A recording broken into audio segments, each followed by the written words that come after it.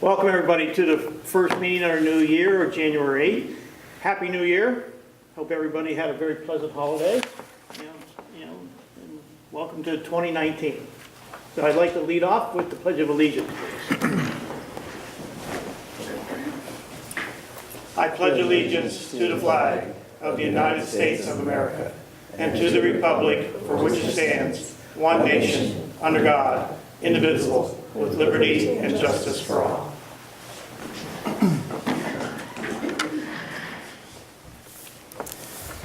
Okay, next on the agenda is public comment. Is there anybody that would like to make a public comment? Please come forward. Oh, Joan raised her name first. Thank you. Joan. Right, Joan? Yeah. Please come over to the mic, introduce yourself, and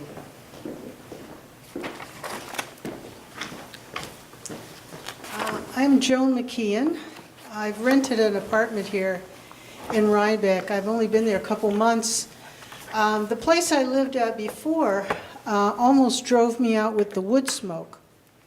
And now I find that I'm renting a place that's like 3 houses from a wood smoke, from a wood stove that burns all the time. And I walk out the door and the first thing that hits me is the smell of the wood smoke.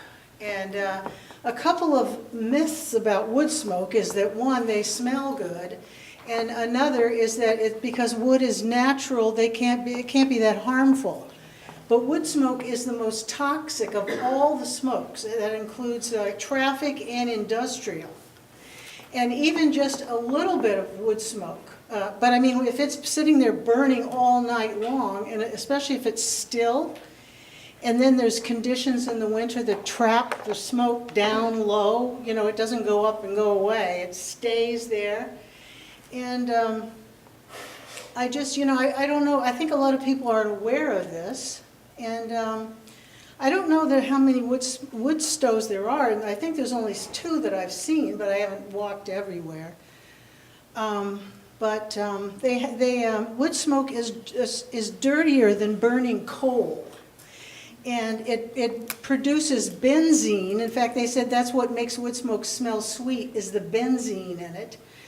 And has benzene, formaldehyde, carbon monoxide, and it also has particulate matter, which is actually the worst thing because it's so tiny. It's the size of red blood cells, and it goes all over. And wood smoke can go for 7 miles. It can affect people 7 miles away.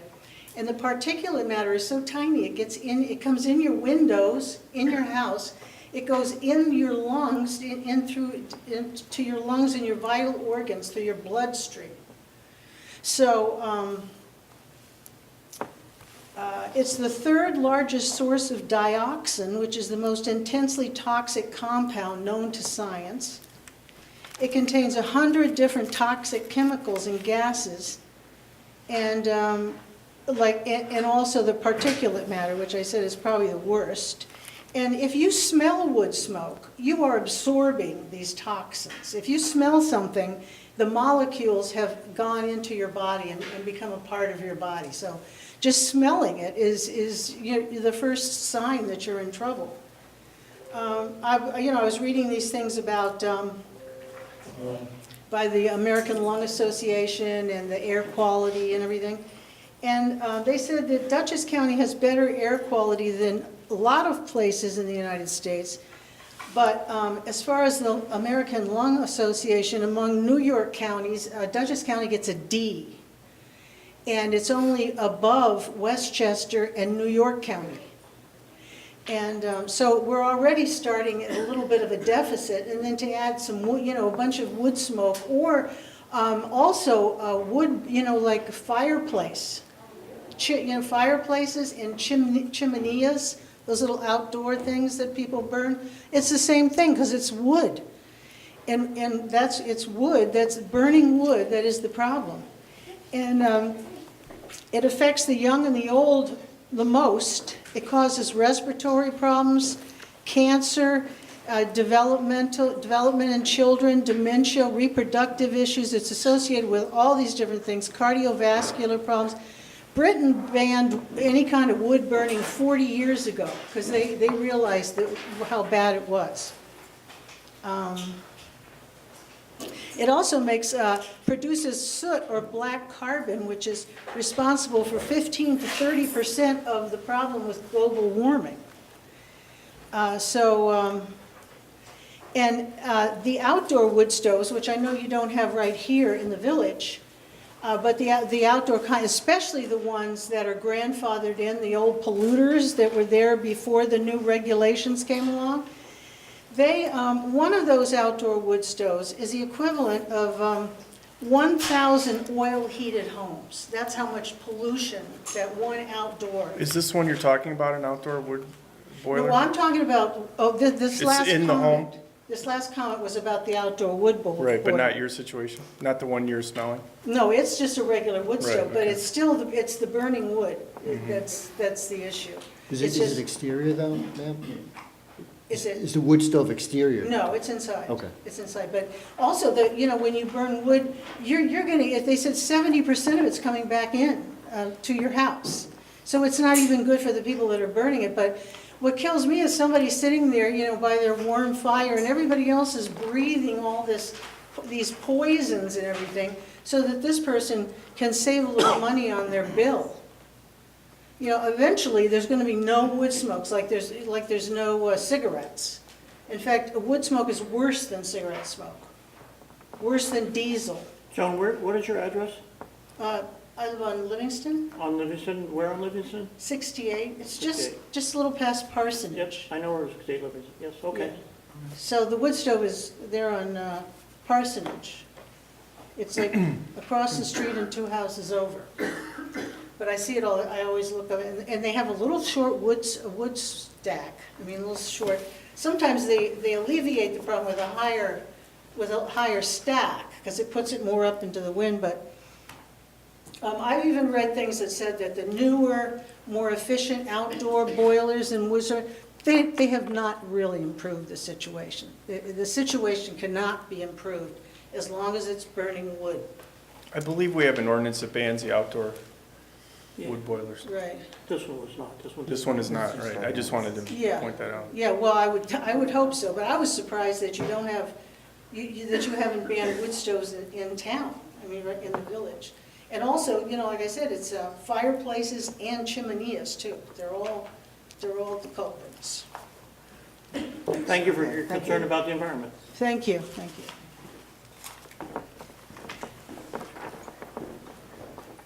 Nida. Happy New Year. Happy New Year. Nida Lynch, 1 West Court, Deer Hall. I'm here again to express my concern over the lack of action and information regarding clarification, definition, code changes, and regulations regarding the issue of short-term rentals in the village of Rhinebeck. I believe, but have no confirmation of the same, that only permanent resident owners in the village will be permitted to operate short-term rentals, that special permits will be required Excuse me, for Nina, all. Excuse me? You're welcome to a public comment, but do you have anything new to add that No, we haven't I'm talked just before? reminding you Because that. we have all that in the record, Okay. so much appreciated. If you have something new, I would like to also have that as well. No, I lost my place. Sorry. Anybody else on public comment? Hi, Donna, yes, please come forward. A very brief comment. Please come to the mic.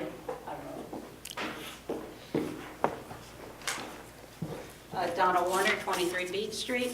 And just 2 comments. One is the December trustee meeting is not posted yet on the village website, but it's been available for some time on Panda. So I meant to email you and I forgot today, Pat, because it may be that there's a broken link again of some kind with Panda. So I'm asking if you could put the December trustee You meeting. mean the video or the minutes? The video. We had this, we communicated about a problem some months back where there was a broken link. So Anytime there's a problem like that, let me know because I don't Yeah. realize if it comes. Yeah, so somebody just has to look at the website because it's been available on Panda since the week after the meeting in Okay. December, Do so. we put, excuse me, Yeah. do we put them out on draft? Didn't we? That's the minutes. She's The talking minutes. about I'm the talking about video. the video. I'm sorry, just video. Yeah, it's really an important means of communication for many residents. agree. They like to watch the videos, but there is some problem must have that been a keeps problem. occurring with the village website.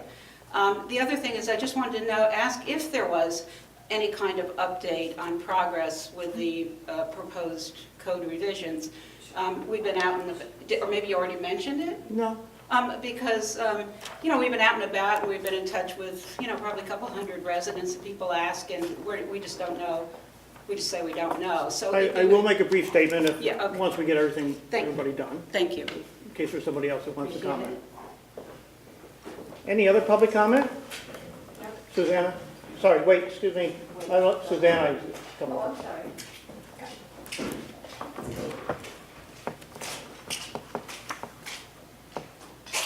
Hi, Susanna Renzi, 11 Manor Road. I had a couple of quick questions. First of all, I wanted to thank you finally for paving that pothole on South Road, so thank you. I You asked thanked us about last month, that. thank you. No, I didn't really comment on that, I don't think. I think I saw you Oh, in the maybe. neighborhood. Okay. I had a quick question about, well, two questions. The first one was, you were talking last week, or last month, about the electric charging stations. And you were talking about the cost to the village for that. When I looked at the charging stations, people pay for that when they do it, right? They swipe a card? No. So we're paying for that? So the ones that we installed here at Village Hall, they are free for all users. Okay, You have to go to the app and access it, or put your phone up to it and click on the scan code there, but there's no charge. there's no charge. They're free for 2 years because we're subsidized by the state through the grant for the use of Okay, them. that's what I was wondering. I was wondering if that was. And then at the end of 2 years, then it's up to the board to decide how they want to move forward on it. Okay, thank you for clarifying that for me. The other question I had was about the two, well, at least two that I've seen, speed limit, solar power, Yes, speed limit signs. Are those permanently located in those spots? Or are they going to be moving around? they're permanent. So my question is the one on Knollwood. Why is it facing away from the elementary school rather than towards the elementary school where I would think people should slow down? And good question, because originally we were debated which way to face that particular sign. And the issue we faced it coming into the village because the predominant number of speeders are approaching in that 25-mile zone. They're speeding in that direction versus the number who are feeding towards the school. So we wanted to slow traffic down on Knollwood because it is still a traffic pattern for a lot of kids going to the elementary school and are going up to Somers and cutting through the back way. So we wanted to slow traffic down in that direction. Okay. There has been some debate, and maybe in the future, if need be, we could add another one in the other direction, like we did on Montgomery Street. Or even posted further up on Knollwood, because by the Yeah. time they're getting there, they're But we getting most of that we stuff. have not had an issue with speeders, and I've been announcing, because we've been monitoring Knollwood very closely before we put those signs up. We haven't had an issue going towards the school, and in fact, in front of the school and around the school, it's been very good. Okay, thank you. I was just curious about that. Any other public comment? It's right by my house. I didn't sign in because you had the list, I guess? Yeah, it's right here. Let's start. Martha Gershon. Martha Gershon, 41 Lorraine Drive. Good evening and Happy New Year, everybody. I have Happy a New Year to few- you. Thank you. I have a few wishes for the new year that I want to quickly Are Tell these you that. resolutions or wishes? There would be resolutions if only I had the authority. So first of all, I wish that the board would act to protect the quiet enjoyment and safety of every village home in every neighborhood in Rhinebeck. I also wish that permitted businesses could operate without the unfair competition that's represented by unpermitted businesses. So I wish that the village would proceed immediately to enforce B&B or short-term rental codes as they are now on the books. The landscape is shifting across the country, and more jurisdictions are enacting rules and regulations and laws to restrict the galloping increase in Airbnb and unpermitted short-term rentals. And I would wish that Rhinebeck would join that march. In the absence of enforcement for some time, there seems to be a trend toward anything goes here with short-term rentals, with no permits, no safety or health inspections, rentals of considerable size, and increasing numbers of STRs. For instance, this morning Airbnb had 27 village listings, and most permitted B&Bs do not list on those sites. This is a approximately 60% increase over the 17 listed only a few months ago, and there may be more on other hosting sites. Of these 27, there is currently no way to know which is permitted and which comply with village codes. These include studios, 2, 3, and 5 bedroom houses, and up to 8 bedrooms, offering beds, couches, and air mattresses. One 5-bedroom house lists 2 king beds, 1 queen, 1 full, 1 twin, a fold-out couch, and 2 more couches and a crib to comfortably fit 8 people. And the number of non-resident and non-local managers is increasing. The issue is zoning and code enforcement in our residential neighborhoods and preservation of the quality of life in the village. My wish, finally, is that my wish and that of many other village residents is that you, as a board, demonstrate that the rule of law is still operative in Rhinebeck. Thank you. Thank you. So may I grant you your first wish? This must be Christmas. Yes. So I will give a brief statement. Today was the first time I've had the opportunity to meet with our legal counsel and to also meet with our zoning enforcement officer together, and we could hash out some things. And you are correct, we do have code on the books that has not been strictly enforced, especially in regard to the room rental code, which we currently have on the books today. And that allows for stays of less than 30 days in the current code, which it is. And we have not been enforcing that. So today we talked about actually putting a plan together to start enforcing what is on the books today. It's going to take us some time to work through this because we've got to create the list and contact people and go through it and get them into the process. But we are going to start spending the first 2 months, hopefully, maybe, I don't know how long it's going to take, really looking at what is currently going on in the village and addressing the current issue with room rentals, okay? Because room rentals still fall under the same guidelines that we need to follow within the code of the book. And they need to be hosted by definition, right? Owner occupied by definition. All of those things need to comply, and they are in the book. So we are now starting after today. I'm not sure how long it's going to take, but we're going to start putting together a plan to address this. As you know, this is a very complex issue. We've been dealing with it for a long time. Many cities and towns and villages are also dealing with this for a very, very long time. Some have not been very successful at doing it.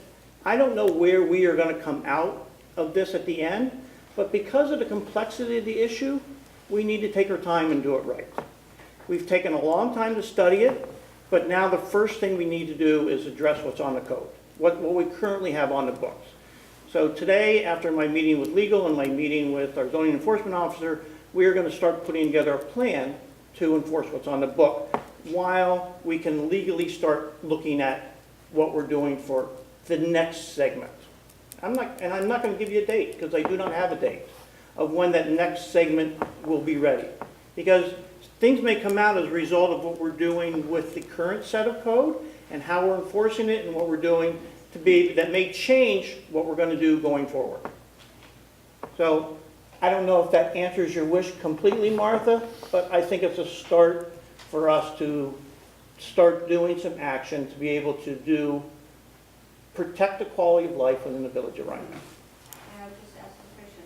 Sure. Why does it take a whole plan since the, Could I say something on that? already on the books? There's been a procedural issue that we can't really talk about that answers your question, that we haven't been able to proceed. I don't know if you want to share that, or I don't think we really do. It's a legal issue that's, Well, yeah, it's kind of related, but I'm not sure I understand your question, Martha. What, could you repeat it? Since the rules are on the books already and were presumably enforced at some time in the past, why does it need a plan and several months? I don't know if they've ever really been truly enforced, and 2 years ago, there was a revision of the code that really updated that section of the code, and as a result of that update, there's some new restrictions that were put in when Brand was on the committee, and we pushed forward and adopted the new code 2 years ago. I But mean, you're correct. there is a little more in the backdrop that I don't think we want to share right now. So, Whatever, we're going forward. we're answering your question, we're moving forward. I'm going forward, and in the meantime, legal counsel is going to start working on some of the other issues, and we've broken this into, this is so complex, I needed to break it in parts. I can't deal with the whole thing all at once. I need to deal with it in segments, and we have a section of code we need to deal with and work through those while we're working on the other.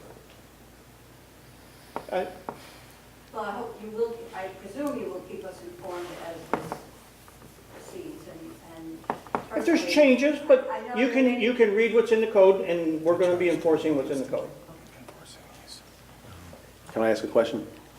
Does the current code allow unhosted rentals? The current code does not define unhosted rentals.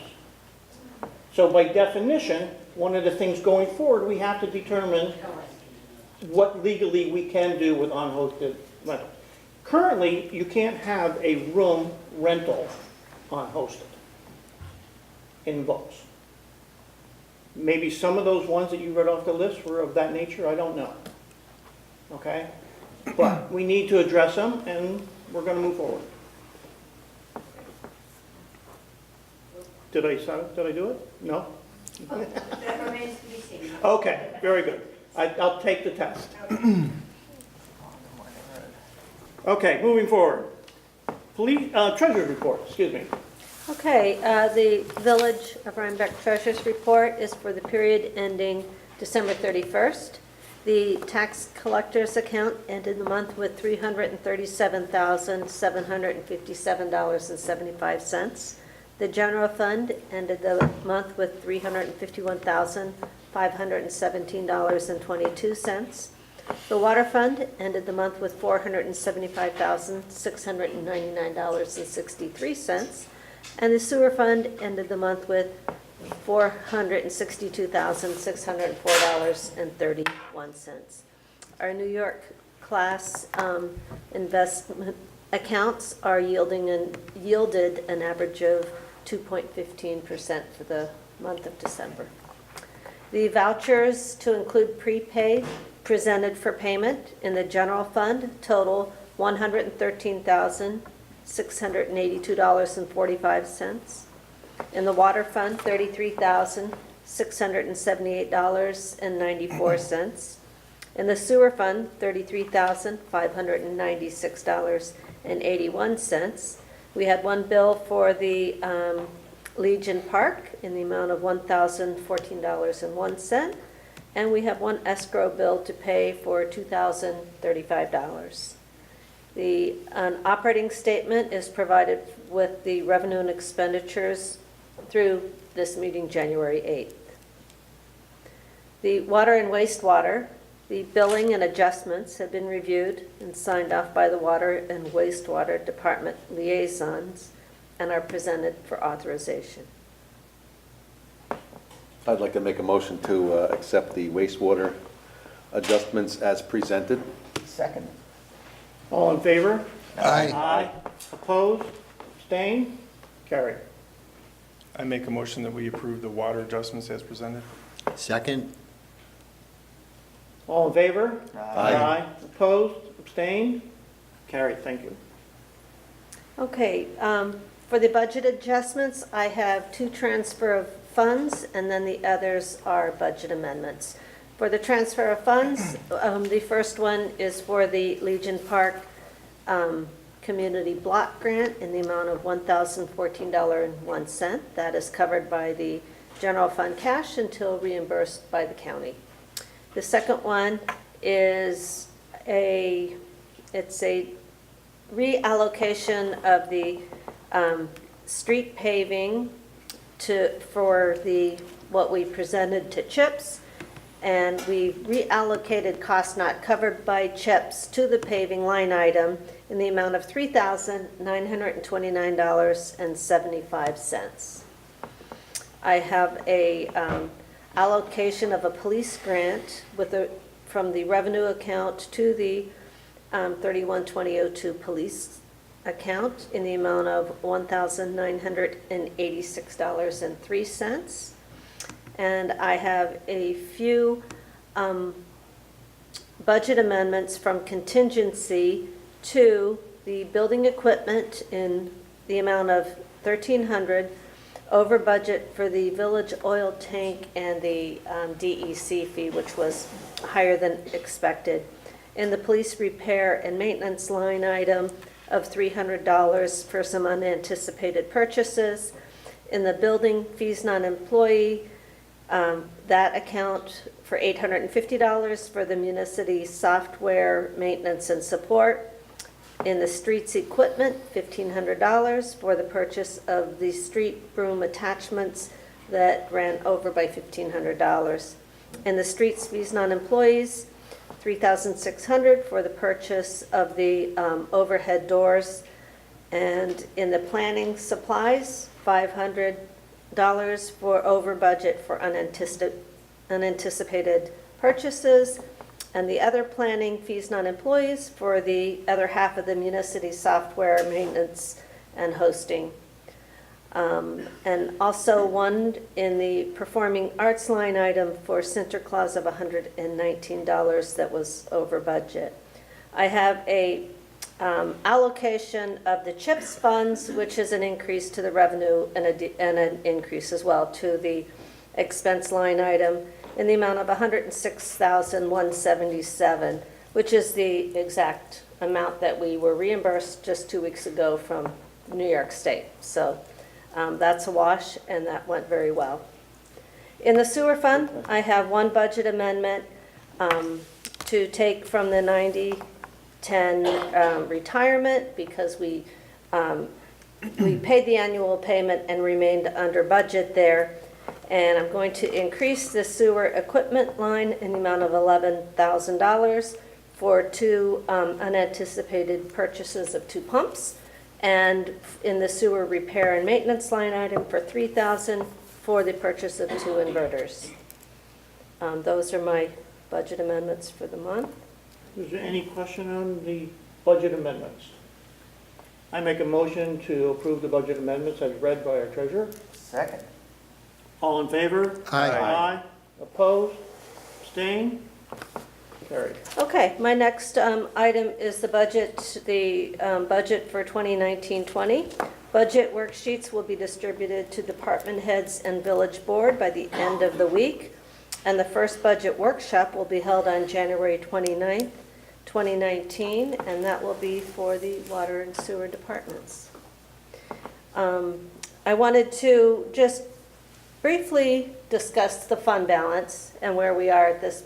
Can I Sure. interrupt just 1 second? Because while we were talking about budgets, you and I exchanged some information this year that I think the board would like to hear as well about our tax cap for the current budget cycle.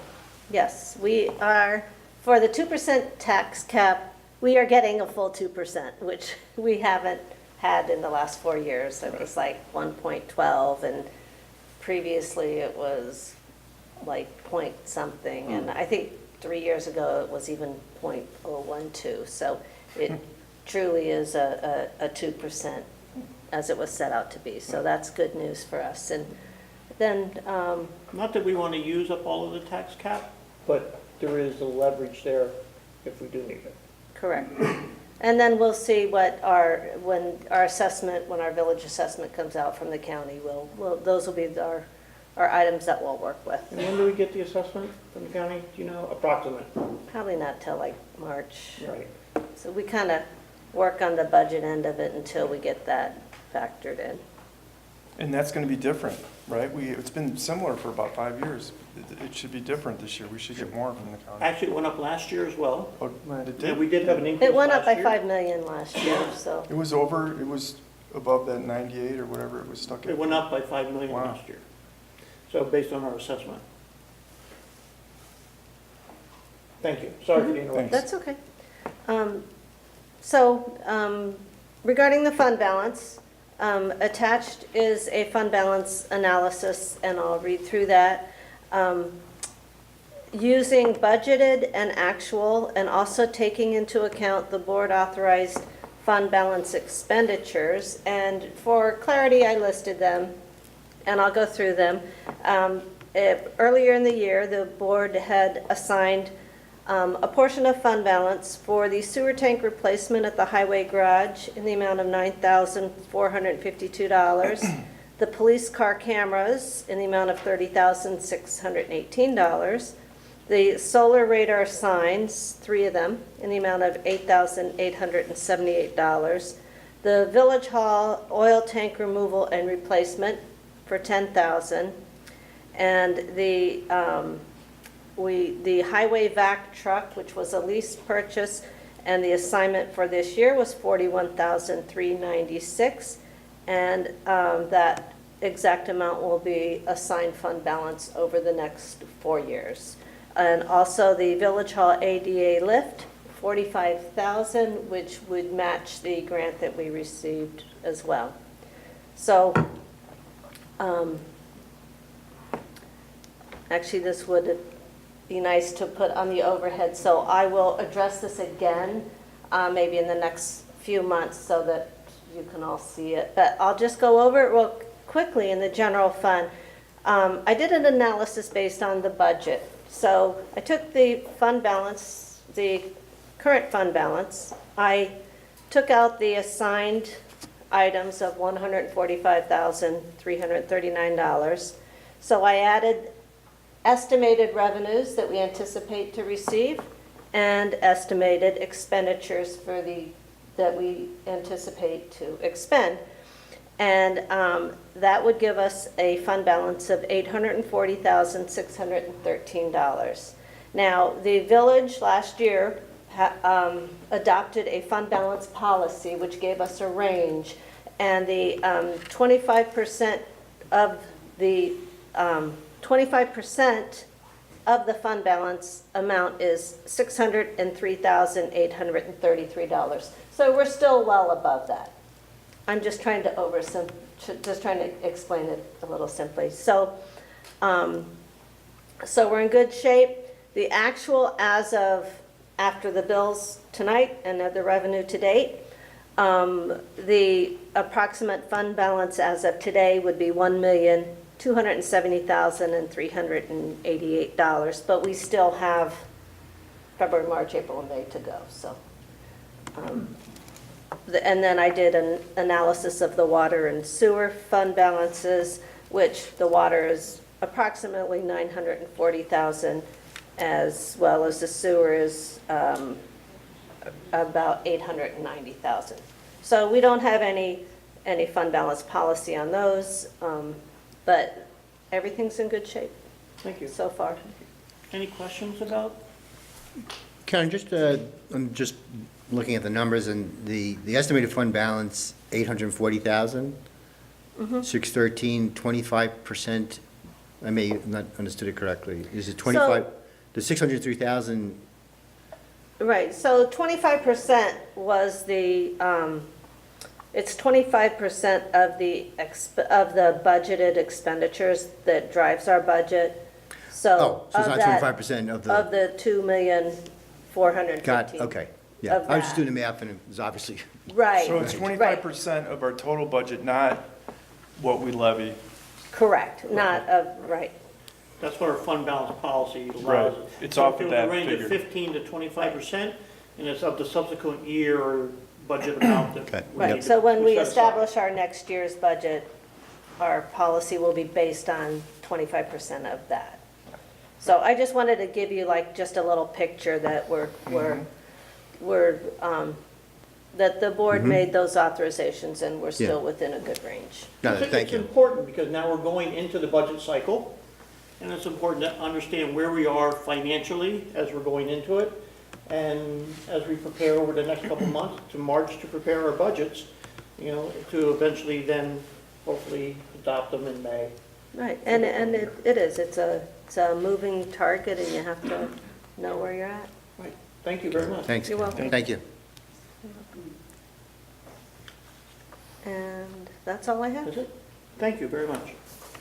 Okay, moving on to the monthly police report. And Sergeant Dunn has joined us. Welcome, Sergeant Dunn. Monthly, for December, the monthly summary. Total number of incidents in the town has been 14. Total number of incidents in the village, 95. Total number of tickets in the town issued were 16. Total number of tickets issued in the village were 82. Number of arrests were 2. Number of accidents were 6. For 2018, I always like to give a year-end number, and I'm glad Sergeant Dunn was able to provide it, because our police force works very hard for us. They had a total town, village, and out of jurisdiction was 1,716 calls that they made. In the village, it was 1,397 calls. As you can see, our police force is very busy helping us. The percentage change from 2017 to 2018 was a 4.1% increase over the previous year in the total. In the village, it was an 8.3% increase over the total of last year. Number of arrests for 2018, town and village were 59. Village made up 45 of those 59 arrests. The change from 2017 to 2018 the total change was 15.7%. The village was 15.4% of that. Tickets issued for 2018, total town and village 1,284. The village portion was 1,003. Percent change from 2017, 2018. The total was 5.5%. The village was 5.2%. So, thank you very much, Pete. You and everybody on the police force, I know, are diligently working hard for us. So thank you, and nice report. Any questions on the police? Yes. When we had a local newspaper as an advertiser, we would always list what is going on in the village, what the police were doing. Is there any way for us to know what those things are? I don't know about the detail. In summary like this, I can put out that summary for you if you would like. Not the summary, but where are these things and what is going on that we don't know about? I used to be a newspaper reporter, so I can answer the question a little bit. That information comes from what's called the police blotter, which is a throwback term to when there actually is the blotter in front of it. And there is a certain portion of the police activity that is public record. So as a newspaper reporter, I could walk in and I could say, can I see the blotter? And it would say we had a speeding ticket was given out on Chestnut Street and there was somebody disorderly, and that's how they would collect that information. So right now there's nobody to collect that information. If you really wanted to, you could walk in and ask for the blotter, which I believe is probably electronic these days. It's electronic, so you just have to fill out a form. Yeah. And ask for what you're looking for, and we would supply it. Yeah, so that was, yes, it's a shame we don't have a local paper, but that's how they do it, There yeah. was a robbery or someone. Well, there is a paper, Hudson Valley News does that, Hudson Valley News. right? What is it? Comes out every Wednesday. River? Hudson Valley News. He doesn't, Yeah. it's not comprehensive though. Yeah. All right, so we need to move on a little bit, so thank you. I said, all those statistics have increased Yes. over the last year. Yes. So I'm wondering if there are any trends that you all see that might be of interest to the residents. In other words, more arrests, more incidents, more everything. Well, we we did give you a trend here. We could go back in time. No, I mean, a substantive, not numerical. Oh, you mean, Is there a causality? Yeah, Yes. why is crime increasing? Or, you know, to put it bluntly, why are all these numbers up? good question. I don't know the answer. We could try to look into it, and I could work with Sergeant Dunn. Combination of things. We could try to come back with an answer for next month. Okay? Very good. Court report. Let me go back.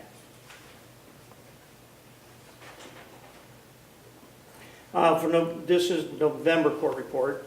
Tickets that were completed from both court sessions and mailed in for the month was 108. Revenue from the state was $3,142 from our court systems. Next, we also have for the board to review, which is the shared court study. We talked about this before. We reviewed it initially. I made adjustments to it. All of the adjustments that we talked about in our previous meeting have been added into the shared court study. We need to approve this to go forward because there is a grant that was received by the town of Rhinebeck for a shared court study. We're doing several of these over the course of the year. We're doing a shared highway study. We're doing a shared court study. We're working with Dutchess County Wastewater Authority on water and wastewater. All good stuff to see whether we are efficient in doing what we're doing, you know, in terms of the report, and give us some analysis of that information. So the shared court study is part of that, and that the lead agency is the town. We need to approve it. Is there any questions on this RFP for the shared court study? Okay. I'm satisfied with it. Having no questions, I would like to make a motion to approve the RFP for the shared court study. Second. All in favor? Aye. Aye. Opposed? Abstained? So carried. Thank you very much. One more thing. Actually, I have two more things. First, I'll take the vehicle and traffic. Let's get into the a little bit more in-depth issue right now, which is the review of the resolution, the first resolution for 2019, which has to deal with parking on Mill Street, which was presented at the last meeting. So we now have a draft from our legal advisor, McCabe and Matt, that basically I'll read in summary. I'm going to skip over all the whereases if that's okay, because it's kind of doesn't get into the meat of it. The meat of it basically says the name of the street is Mill Street on the south side from the east curb line of the intersection with State Route 9, 320 feet south thereof. So if you can picture it coming off Route 9, 320 feet on the south side. Same street on Mill Street on the north side, exactly the same, 320 feet coming in from the side. And on State Route 9, east and west, from the curb line of Mill Street south to the town and village line. So these are the no parking areas for Mill Street going forward in this vehicle and traffic law. If we're approved with this, we can go forward and set the date for the public hearing, which we put in February 12th at 7 o'clock, which is our next meeting, if everybody's in favor of that. I'm going to jump in a little bit because it is a little bit of change of what Trustee Rossi presented last month as a request from the planning board. The planning board had requested, I guess it would be the south side, no parking on the south side. North side? North side. North side. Residential side, That's a yeah. good point. On the Yeah. residential side, through that discussion, there was no parking at all allowed on that. This does not address that issue. It only talks 320 feet coming in. Basically, to make I'm sure opening people up to making, questions. basically make sure people turning off Route 9 don't run into parked cars. And, well, it's from that And back sight lines. entrance. Right, oh, okay. It's from where that back entrance comes out. Is that correct, Pete? It seems like it's Sergeant further Dunn? than that. I'm going to let Sergeant Dunn address this. So since I got to talk to the lawyer and I had spoken to the mayor about it, what happened is we went out there and measured it. And basically what it's saying is you brought to my attention the resident side, which would be the northeast side. There'll be no parking from the stop sign, fire hydrant, where 9 and Mill Street come together all the way down to South Parsonage. And we also measured from that same stop line fire hydrant, same side where the business would be. And we measured the same 320 feet, which gets you approximately 40 feet past the entrance exit of the backside of Mill Street into the business. So for sight distance, if anybody were to pull out to exit, they got to be able to see the cars coming up Mill Street.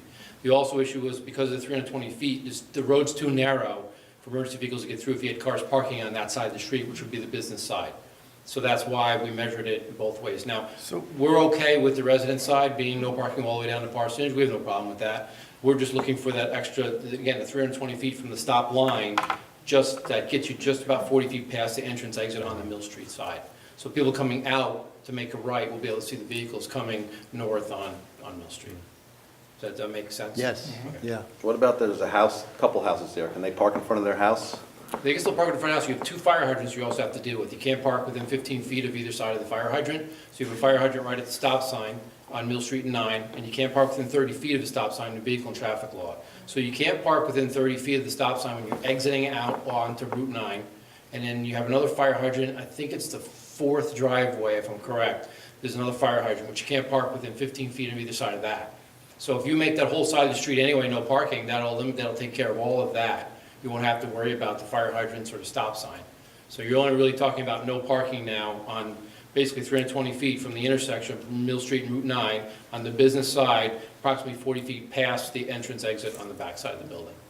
Okay, but the other side of the street, Would be no parking all the way down from the stop sign down to South. yeah, but that doesn't say that in here, It's right? not- Today, they're allowed. Correct. In this resolution, they are allowed to park on that.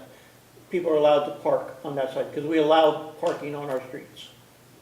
So this is just. Except for in that marked out section, which would be at 320 feet, and where the fire hydrants are, and the distance from the stop sign.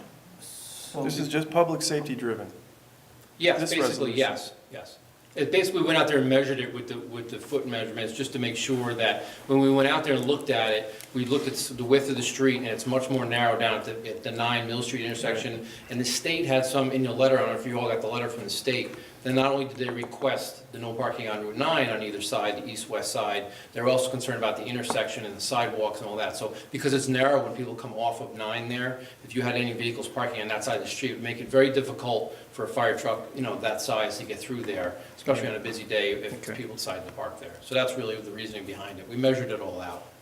So to get But the we're not distance. talking about no parking all the way to South Parsonage Street. No, correct. This, the way it's written up right now is just 320 Right. feet. The mayor brought Okay. to my attention Okay, that- but the other, what I'm saying is the business side, but what about the other side where there's a couple houses over there? There's no resident- parking on that side either, right? The 320 feet on both sides of the road. Correct. Correct. But after that, you can park. After that, you can Right, park. right, but those The way it's people that written. live in those houses there, they won't be able to park in front of their house, right? The Do first they- couple Do of they them. know that? Yeah. That's why we would have a public hearing. Okay. Put this Yes. out, that's why we would have a Okay. public hearing for it, Howard. Okay, I just wanted to get clear Yeah, on this. right. You'd have to have a public Yeah. hearing to say, hey, all the residents, we get a chance to come in and speak on Right. that section, Right. right? And then the other parking, no parking all the way to South Parsonage, is that gonna come up again at another time, or is that off the table now? This is the resolution. We can amend this resolution if you want to change it. No, I'm okay with this, but Oh. you changed it from what we were talking about the We last went- meeting. We approached it from We a did, public yeah. safety point of Okay, view. Right. Because we're confused because there was a zoning issue and then there's the public, the public. Right. Okay. So we're just trying to get this straight in our mind. I just want for a clarification. With this resolution with the no parking zone at the 320 feet, Mhm. the rest of Mill Street with cars parked on both sides? Correct. Is that acceptable to get emergency? Yes, vehicles? that's acceptable, yes.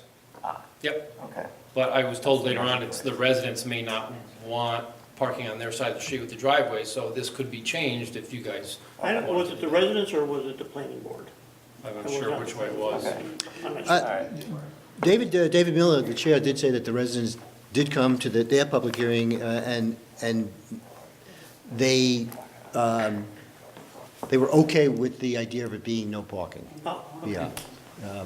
But what was really lacking, and I really do appreciate that Sergeant Dunn is here, is the public safety side of this, because at the planning and zoning board meetings, there was a lot of discussion about the sergeant's input, but no one was really sure, so Right. this makes it sure, so thank you, Sergeant. I would suggest that, Mr. Mayor, that we move forward with this resolution, and of course have the public hearing. Do you want to make a motion? So move that we move forward with the resolution as discussed here this evening. Second? Second? Any other discussion? Can it be amended to include the date Of the public hearing.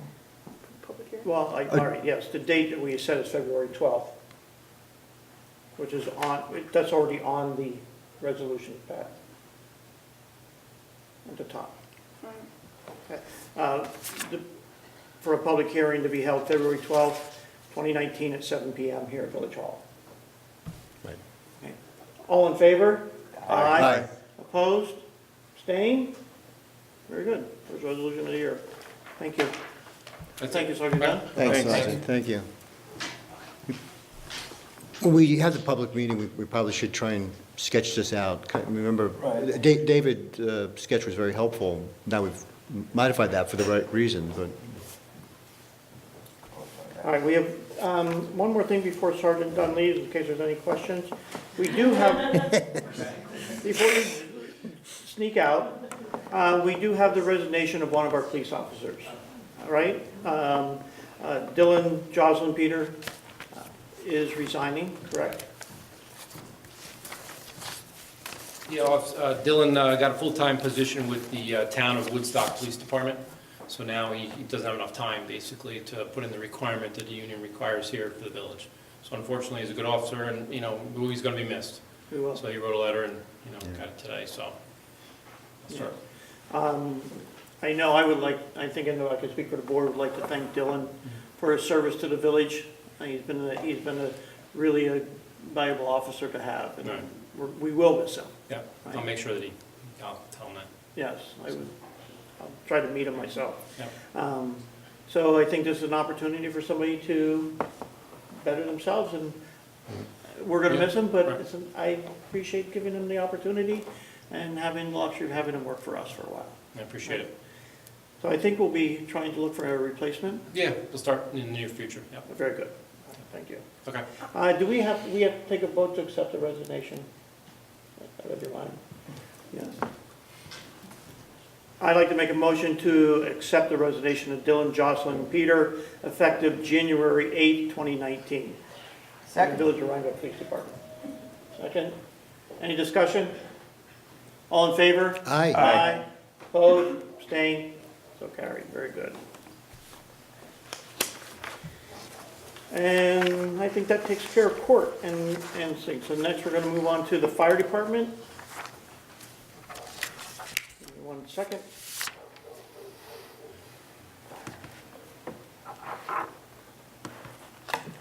For the month of December 2018, there were a total of 70 calls.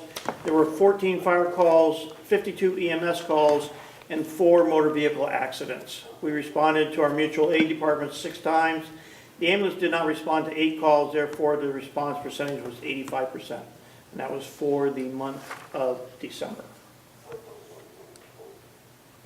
Any questions on the police report? On the fire department report? A couple meetings ago, we got some totals, like annual totals, right? Yeah, I can, And we're headed over 1,100 calls a year.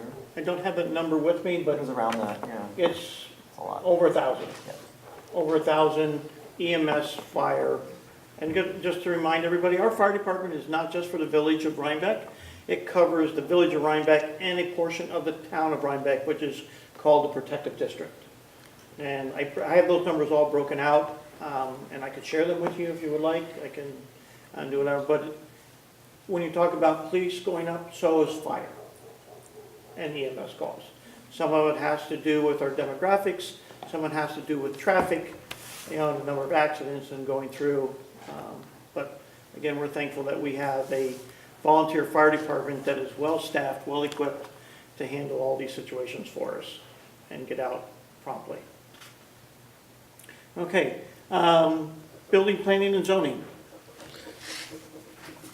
I'll read the numbers into the record, Mr. Mayor. For the month of December 2018, Building Department, 5 COs and municipal searches for $550. 11 building permits, $6,154.10. 0 fire inspections and 0 escrow. Fees and approvals, a total of $150. for a monthly total of $6,854.10. And of course, the other item we've already covered. Thank you. Anything else? That's it. Okay, highway. Okay, the monthly highway report, the monthly duties included brush removal, which, by the way, ends on December 1st, so people should not put out leaves and brush anymore until the spring.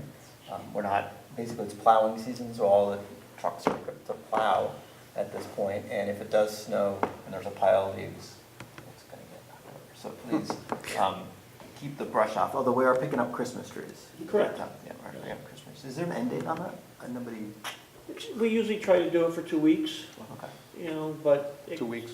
Yeah, John had said by this coming weekend, so have them out by next Monday, a week from yesterday. Okay. So, Okay. The department is also involved in setting up and cleaning up from Center Claus, doing mulch deliveries, doing road repairs, leaf pickup, which, as I mentioned, ended on December 1st, catch basin repair, and also the installation of the 3 solar-powered speed signs, 2 on Montgomery Street and 1 on Norwood. So those work. There is a request for a shelter, a Quonset hut, for the leaf back truck. But, yeah, but I'm gonna have to find out more about it. Okay. That's all we have. So, and Stay over the long tuned. term, yeah, stay tuned. Stay tuned for that one. I gotta find out what that's all about. I'd like to make a comment about our holiday tree pickup. Watching the news over the holidays, I noticed that a lot of other municipalities were talking about this on the news, how much they were picking up Christmas trees and mulching them and doing everything. We've been doing this for so long. We are so far ahead of the curve environmentally here. It's unreal. So I thank you to the highway department and for the years of service that both of you guys have really put in supporting the highway department and our village residents on picking up trees. They get recycled. We recycle them. Yes. Exactly. They get ground up into mulch. And available for our residents to use for mulch in the springtime. Okay, water department. December, at the low-lit pump station, they've started work. There was a pre-construction meeting in Osterhout started, I believe, today on the lower lit pump station project to dry-proof it. Great. The dredging is on hold because of the ice up, you know, the weather's changed.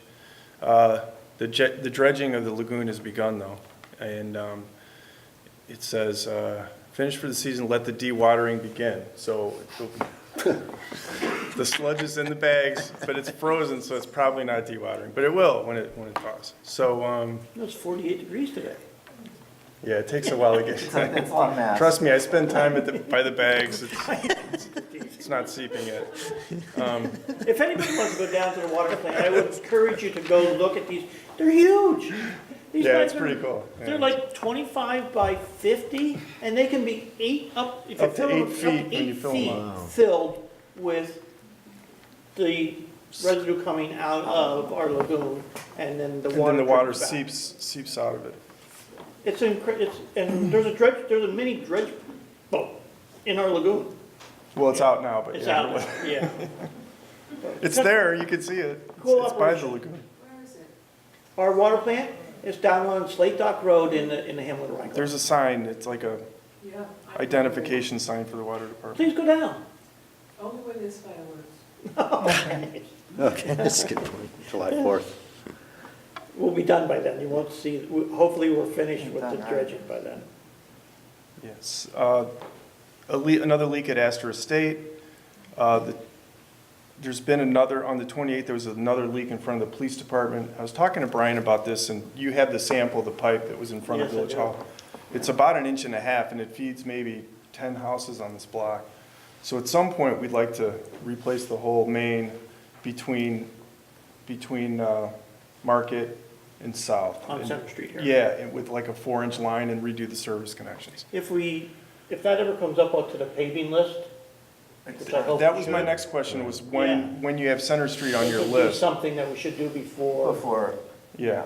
There are a couple of streets worse than Center Street off Yeah. the top of my That's why I head. said when it makes Yeah. it to, And just a quick question, this is not part of the overall water No. infrastructure grant, it's outside of that? This is just a chronic problem we have right here. And it's well, you know, count on a leak maybe once a year because it's in bad shape. Yeah.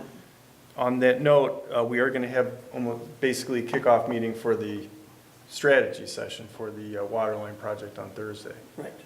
Very good. A question, Brant, just about that. What provision is there for the reconstruction of the streets? Do we have a sense for how much of the street's going to be torn up and how I think much? it's about half. We tried to get closer to the storm drain, so instead of tearing up more of Route 9, we would have to just tear up like one lane. I was I thinking think more about DOT said we Chestnut. had to do at least half of Route 9. Half of it. When we went through the process, got DOT approval. What we discovered is you have to saw cut the concrete too, so it's gonna be a big chore to get underneath it. I'm not, Route 9's the state's problem. What's, No, what it's about, our- it's No. our problem. What It's about our- we Chestnut? have to pay it. Well, the question is, I'm going to pay it, but my question is, given the condition of Chestnut streets and Platt and all those streets along there, it's our chance to clean It them is. up. And so, you know, I want to talk to you about coordinating that Right. effort. Absolutely. Sure. That's, I was, Because at least half the street is already covered in the grant process right, for repaving and rebuilding that. right. Because, I mean, there are slate curbs there, and they probably need to be reset. So there's a fair amount of work to be done. And I was trying to get, I think when we have this kickoff meeting, I'd like to find out what we can get from the grant to cover the street It's all, reconstruction. there's a line item for it. Yeah. There's a dollar line item in the grant. Now- Well, in our work proposal. Okay. I want to bring this up again because once we're tearing that up, we're going to be right next to that old storm drain. Well, that's what I was just gonna say. And this is this is an opportunity for us to go in there and Yeah. replace that ancient thing with black plastic pipe and, There's no storm drains on Platt Avenue. It's- They're all it's dry all- wells. no, I'm talking about Route 9. Oh, Oh, the one that goes, The one on the southbound lane? Yeah. it's on the opposite side of where we're digging, isn't it? No, It's on the same side? yeah, Oh, we're going to be right next to it. we should upgrade that to, We should throw it in while we're doing this. because it's too small. I don't know if everybody knows. We can talk about We're this. talking, Yeah, we can talk just to about give this. summary, Yeah. in the proximity of where Ruby's is, there's a storm drain that connects two sections of it. At some point way back when, it was downsized instead of upsized. So now what happens is we get a backup situation, and water will back up and then floods back up onto, in the area of West Chestnut Street. And it's all due to the size of the storm drain that was put in, I don't know when, you know, but it was just too small. It was actually connecting two larger pieces, and they put in a smaller one. Maybe it's all they could get, I don't know. But, good point. We can get That's it together for and now. talk about that. Yeah, we should. yeah, I'd like to get on that in terms of the highway. good planning, yeah.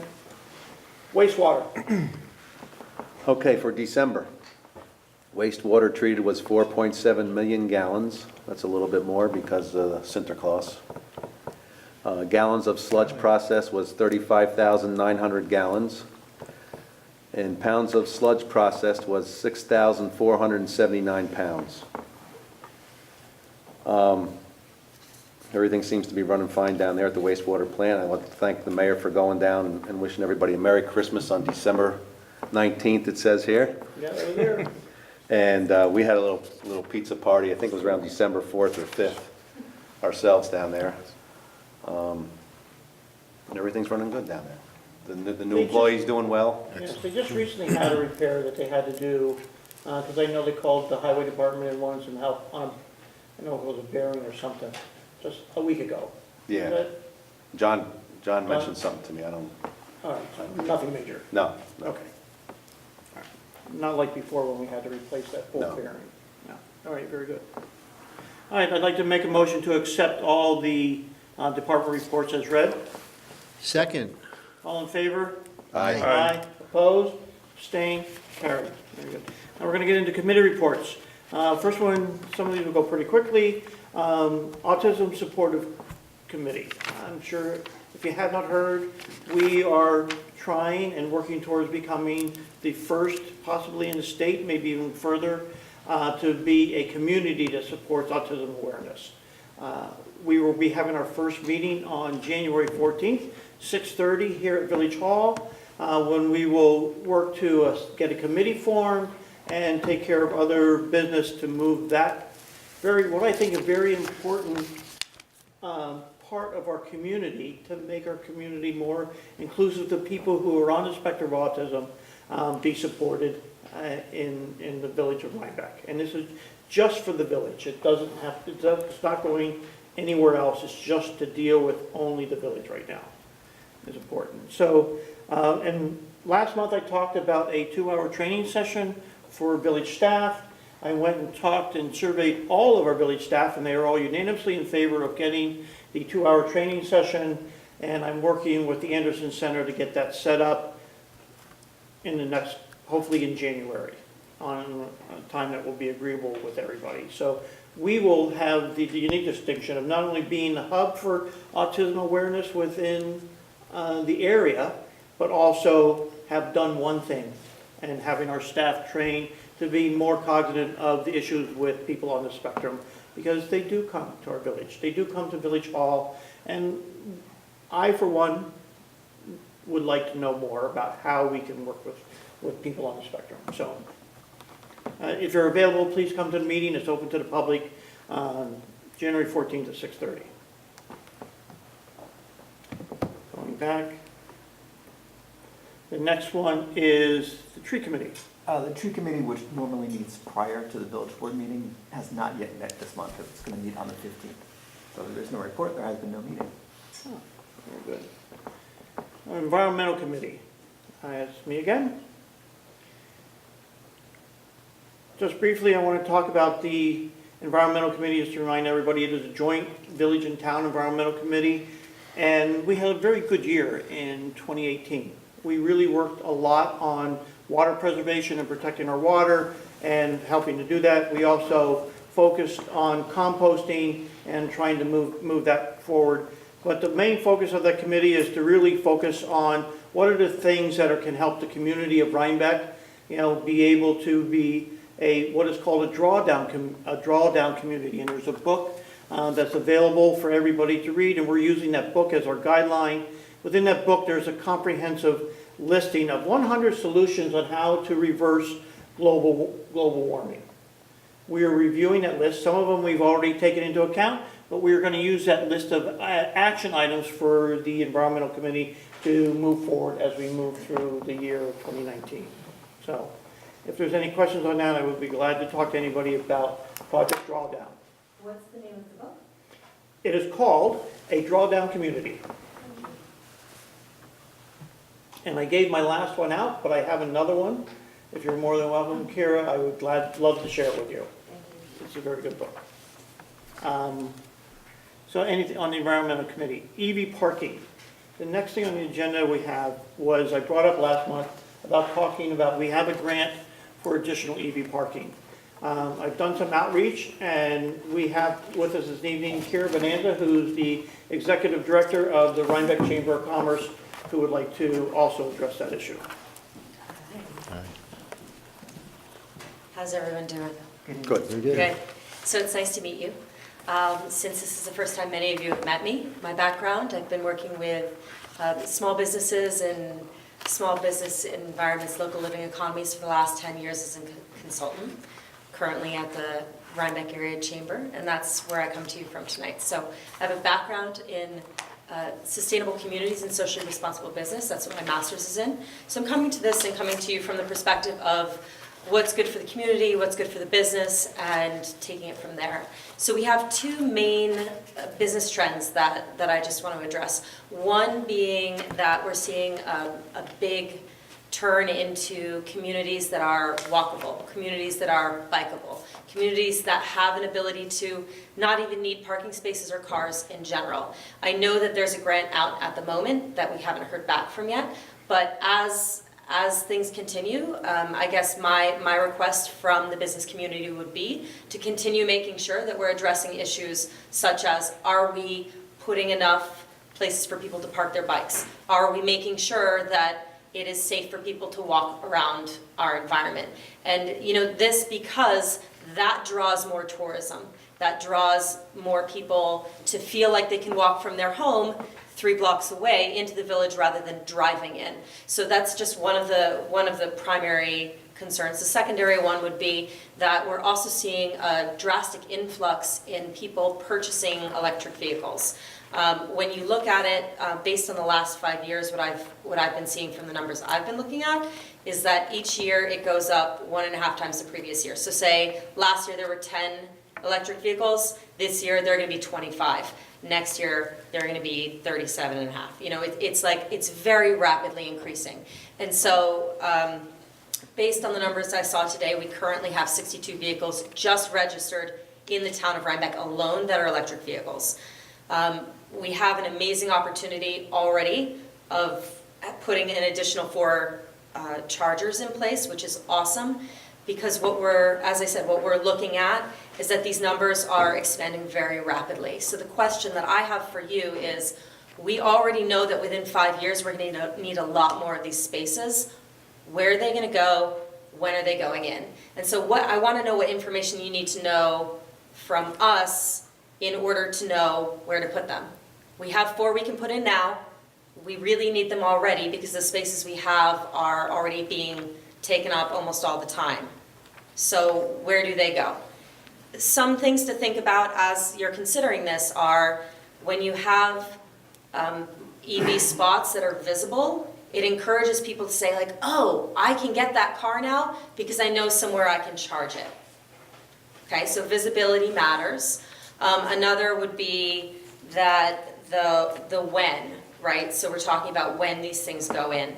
If we're talking about currently 1% of the population that lives in Rhinebeck, we're talking about within the towns that surround it, at least 2 to 3% of people already own these vehicles. From the perspective of the businesses, when someone owns an electric vehicle and they're looking at their map that says, these are the places I can charge, they can see whether or not there are open places to park. And so it's a free ad, basically, to anyone with an electric vehicle to say, come park in Rhinebeck, stop, come in, get a meal, walk around while your vehicle charges. It's like a 2 to 3 hour window that people would be drawn into town. So for businesses, this has been very beneficial.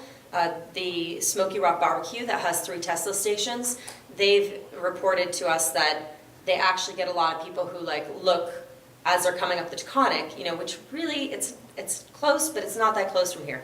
But they look on the Taconic and say, oh, there's a place we can go, we can eat, we can do what we need to do, we can charge our vehicle, and then we can go on to where we're going.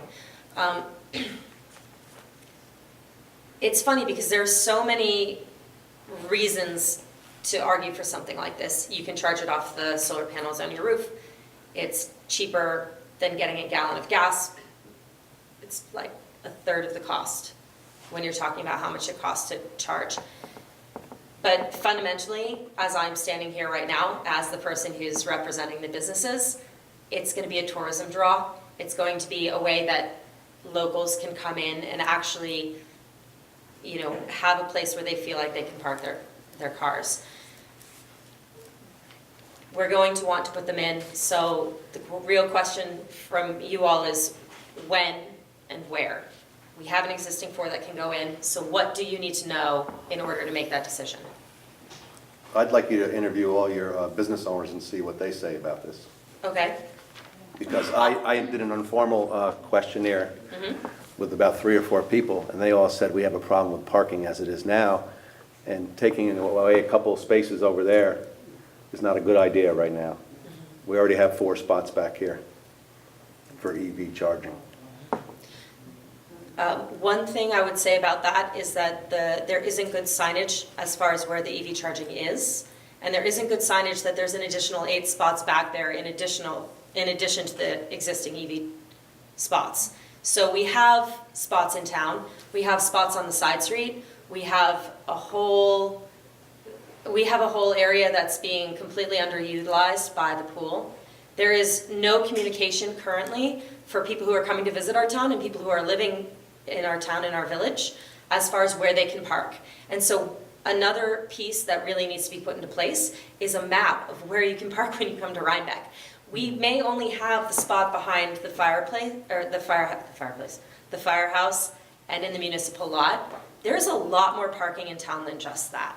And so to Are say. you talking about EV parking or? I'm regular talking about parking in general, because Okay. yes, parking is definitely an issue in this village. I think there's I don't think there's anyone that's gonna say that parking here is so easy, we never have a problem. Even during the week, when there's no one visiting. But we have an economy that's predominantly being guided at this point by tourism. And so we have people coming in, whether we want them to or not, and I think we do want them to. But the issue isn't these two lots. The issue is much bigger than the two lots. Is it walkable? Are people driving 2 blocks to go to CVS or to somewhere in town? Do they feel comfortable walking on the sidewalks? Are the sidewalks in good enough repair that they can do that? Is there a place that they can park their bike? This has nothing to do with these two lots. It's a much bigger issue. And that's part of the reason I bring it to you as a bigger issue, is because yes, taking those 4 spots away, but as I'm saying, the numbers are showing that it's not actually taking them away, it's giving spots to people who already live here, who already own the vehicles. Yeah, but people who live here and own vehicles, don't they charge at their own house? Sometimes yes and sometimes no. Yeah, but But if you end up going They for a don't now trip and 'cause you're they're free zipping right now. around. they're free here. Yeah, I know people that come Well, here but for they're, free. but they're not, the thing is that the vehicles are, the charging is being paid for by the grant. It's not costing anyone anything. I understand, Yeah, but you're they're- talking about two different things. If you own an electric car in Village of Rhinebeck, you're gonna charge it at home. You're not gonna come, we don't need extra spots for people who own electric cars. There are That's not people- necessarily true. That's, yeah, it's They not don't necessarily all true. have chargers at home. Well, when they buy an electric car, they should get a charger. You don't No, not necessarily necessarily. have It's that not option. it's not on us to make sure they have It's not chargers. on you, but it is a growing trend that people are buying these vehicles, and that they're encouraged to buy the vehicles and encouraged to take steps towards being more environmentally friendly. Let me just, by being able to charge them when they're going around. You're right that many people who do have these do have chargers at home, but not everybody has that option. If someone is a renter, for example, if someone is renting a place, they can't just put in an electric vehicle charging station. It's not always an option. We want that to be an option, but it's not necessarily an option. They I'm don't put happy gas to pumps get at you home. more information from the business no, owners and there's what they gas think. stations. Because we have But gas if- stations. Right. But if the question is, do the business owners want people to have somewhere to park? I think the answer to that is always going to be yes. But again, I think that that's not directly related to the EV chargers that would go in. That's related to, do we have an overarching plan for reducing the number of vehicles on the road? Do we have an overarching plan for having spaces and communicating where people can park when we have a big event like Sinterklaas? Do we tell people where they can go? Do we tell people how to use the resources that we have that exist in order to maximize what we have in this village? Right now, that's a no. First of all, I love your presentation, because that's what motivated this board to do not 1, but 2 EV charging grant Yeah, applications. thank you. And everything you said is compelling and reinforcing of why we did that. Is there a larger overarching plan? I would say that yes, there is. I mean, that's why we did the grants for, the one that is outstanding is with the Department of Transportation. It's the one that comes up once every 2 years, and, we're waiting to hear on it, but it would improve the walkability of Rhinebeck. However, to focus on the Yeah. issue at hand, Yes. which is that we did 2 grants, Yep. and we do have one that we must get back to state ed about, to the state about, what are we going to do with this grant? Are we going to use it or not? The board has wrestled with this issue, and I'm not convinced that there's 4 spots available. And I'm of the view that where we left off last month, the question was, is it possible to use the space for both parking non-electronic vehicles and electronic vehicles? And the answer is no, you can't. You've got to use that space for electronic vehicles. In fact, our police are supposed to ticket anyone that they find using it, for parking and not for charging. So I applaud everything you're saying. I'm completely in support of it. Yeah. I think the board is as well. But where are the spots? I don't know where the 4 spots are. That's actually an interesting question, because I was under the impression that the police weren't to ticket Only if to the someone was parked contrary. there. So is that a discrepancy? No, the issue is that if the the space is to be used for charging. Yes. It cannot also, it can't be, to use part of the term, it can't be a hybrid. It can't sometimes be used for EV charging, EV charging, and then regular Okay. vehicle parking. But I don't think we have a ticket rule for somebody who, if they did do that. We would probably give them a warning, but I don't know if we can issue a fine and a ticket associated with it, because I don't think that we have that. I wish Sergeant Dunn was here to ask that question, but we could get the answer to that. But a And I much think, broader do thing, we we're not even using the ticket parking out here as it is. Yeah, I mean, are we ticketing anyone who sits, say, on Main Street for 12 hours out of the day? Are we ticketing at all? It would be my question But about we're that. not- And if you want to One discuss turning over the parking spaces. But I feel But like the spots back that here. were you under the impression that the EV spots could also be used for just regular parking? I was under the impression that the EV spots wouldn't necessarily have someone ticketed if they were parked there. So you were under the impression that an EV vehicle can be there for the purpose of charging. No one Right. can be there for the purpose of parking. So Right. I guess what I'm trying to say is that based on the numbers that I've looked at, our EV spots would be filled and it wouldn't actually be an issue of having them sit open. I've never seen them filled. So I was back there the other day and they were filled and almost, because I actually have an electric vehicle. Yeah. And I've never seen them all empty. And most of the time, they're about 3/4 filled. And I think we have other numbers to confirm How this. long does it take to I charge? sent you all the stats. It takes Yeah, but I don't- I approximately didn't 2 know. hours. It only gives you 6.6 kilowatts, but it takes about an hour and a half to 2.5 hours to fill a car. And what I've seen is that they're consistently, the other day I was driving back from Kingston and was coming across and I was like, oh, look, because again, I have an EV myself and I'm like, yep, that's an EV, that's an EV, that's an EV. And then I pulled back here because I had gone far enough that I needed to charge myself. And I got the last spot. And I was like, wow, one of the things that really shocked me was that all of a sudden you're seeing a drastic influx, especially Well, because of. Again, I'm not trying to cut you off, but I'm sorry. you are. Okay, I apologize. Yeah, Continue. so let me Sorry. just finish that. But what happened was I came back, I noticed while I was driving that there was an increase in the number of vehicles. I get here, there's only one spot left, which I'm really glad for because I was able to charge my car. And then what's happening is that several of the companies have created they're hybrid gas-electric engines that also have a small charge.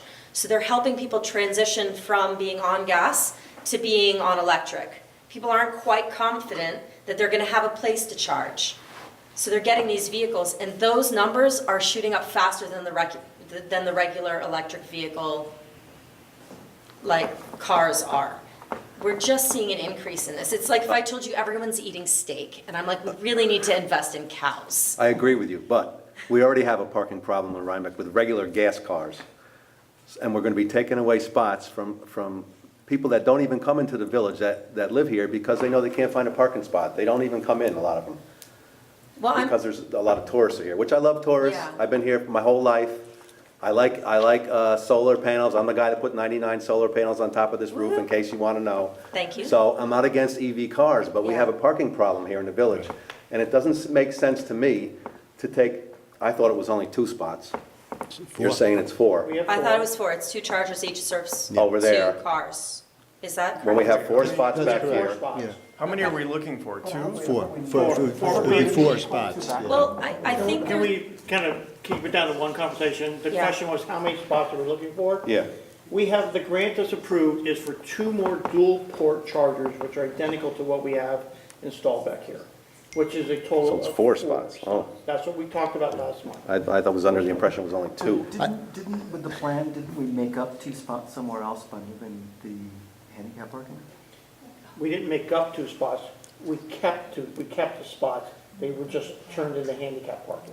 That's all. Hey. We reallocated the handicap. The proposal was to reallocate the handicap parking to closer to the sidewalk and put EV further down in May, that corner. I may make a suggestion, and I'm sorry, I didn't mean to interrupt you. It's okay, thank What I'm you. saying is that we're completely supportive, because Yeah. that's why we did 2 grant applications. But course. getting 2 grant applications didn't get us the 4 other spots that we need. So until I hear that one of our businesses is prepared to say, I'll give you the 4 spots, and that the wider community is okay with that, because I think Trustee Trout is absolutely right. I don't think that the people would be. We can talk about this all night, Mr. Mayor, but we're not going to make any much progress. time We do also we have a have? letter from a resident. Can I that just you say all one more received. thing? Yeah. What about One this? second now. We have, I was looking. I know. We have a letter from a resident, right, that you're all sent to. Yeah, I We read saw it. it That's today. enforcing it, Yeah. in addition. So But so, I think the question is, where are the 4 spots going to We come can from? find the 4 spots if we have time. How much time do we have? Wait. What about this high school? Just let me say that, high school. all right, We so can find them, but how much Okay. time do we have? Yeah. Yeah. We can't find them tonight. Right. what, And Yeah, yeah. spots behind the firehouse here that nobody uses. then no You're one right. uses I because would be no one willing knows they to, exist. I would be willing to give those up tonight. You bet. I- But this is what we're asking. It's not make the decision of where and when tonight. It's that what do you need to know in order to make a decision about where these are going to go and when we're going to start to scale this up, knowing that it is coming into our community, knowing that our community is growing faster in electric vehicles than all of the surrounding communities by about 2 times. Knowing all of this, what do you need to know in order to make this decision? Because I'm happy to get you the information that you need from a business perspective, and I'm happy I to think what you can talk show to us you is the about that. demand, and you've sold us Okay. on that. Right. So I think what we need to do is find the parks. I do want to answer Brand's question, because it's an important question. What's the deadline for us to get back, me specifically? And I don't actually know. The gentleman has reached out to me. He said, are you using this? And that's when I came, this is within the last few months. I said, could we consider, remember, this was going to be up by the library. Can we consider relocating what I wrote in the original grant? He says, yeah, but you got to get back to me. And I need to find out that deadline. Yeah. and one of the other things, the issue was, somebody said, can you allocate business? Part of the grant, we were using in-kind, which assumes the value of village property to help offset the cost of doing that. Because village property can be used for that Yeah. purpose. So if you take private business, you're going to increase your costs forever to make that happen, because you don't have that in-kind contribution now. Well, that represented a small portion. It's still- Yeah, but we'd have to look at that. You'd have to trade that off, the economics of that added expense to, what you might be gaining. But And I'd like to also address the issue for parking. Trustee Brandt said he'd give up the spots back here right away. Those spots, which aren't being used by anybody today, right? And we are getting more signage to try to point people back here, Yeah. right? Can we extend the EV chargers and put them back and add them to the bank that we already have, I think is your question, right? Somewhere in there, yeah. So, Yeah. Not the fire, I don't want to take any from the no, fire no, no, department. no, in Yeah. the No, this open is only- municipal spots that we have here. And I did look at that, and we're currently tied into the police 200 amp service. To be able to add 2 more charging stations onto that service, we would have to upgrade that service Again. to be able to do it. No, we didn't upgrade it last time. It's a 200 amp service, it's stated 200 amp service. We put a sub panel in. We have now the max load for a 200 amp service, and so we want to be able to say, we'd have to go to a 300 amp service to be able to put this on. We'd have to increase our service here. The cheapest and most economical place where we already have a meter that has no load on it is in the municipal parking lot, because there's nothing connected to that meter but a light. So we have the electrical facility in place to make it over there as an economical way versus upgrading a service here, which would be more expensive. That's a trade-off you as the board can make, or you can say, no. I mean, she's here saying, what do you want to know? Yeah, Good, and I where's- do applaud the fact that all these grants have been applied for. There's so much that you've clearly been doing to go in the right direction. I just want to know how I can support that. Howie has said one thing, a survey. A survey? Yep, I got that. Ask the members of the chamber what they would think. of having additional EV spots in No, town. of taking away regular parking Yeah, spots for regular cars. And I would take that a step further. I would like to see something in writing from the chamber that the chamber is supportive of surrendering 4 existing parking spots. Village parking. Of course Village it- parking spots, right. It's the way you're gonna say it. If you're gonna say, would you like 4 more EV parking spots? Yeah, they're gonna say yes. But if you're gonna say, would you like to surrender 4 existing parking Right. spots for an everyday car? Then they're gonna answer a different way. Well, I think if they have this, some of the similar numbers that I gave you and have a sense of what's Yeah, but- actually happening out there, if there are 0 EV spots, but we have 62 cars, well, who's taking care of those citizens? Do you know what I'm saying? So when you give people all of the information, I think it's a lot easier for them to make the decision. Okay, can you tell them there's 240 million cars, and there's only 1 million electric cars in the country, okay?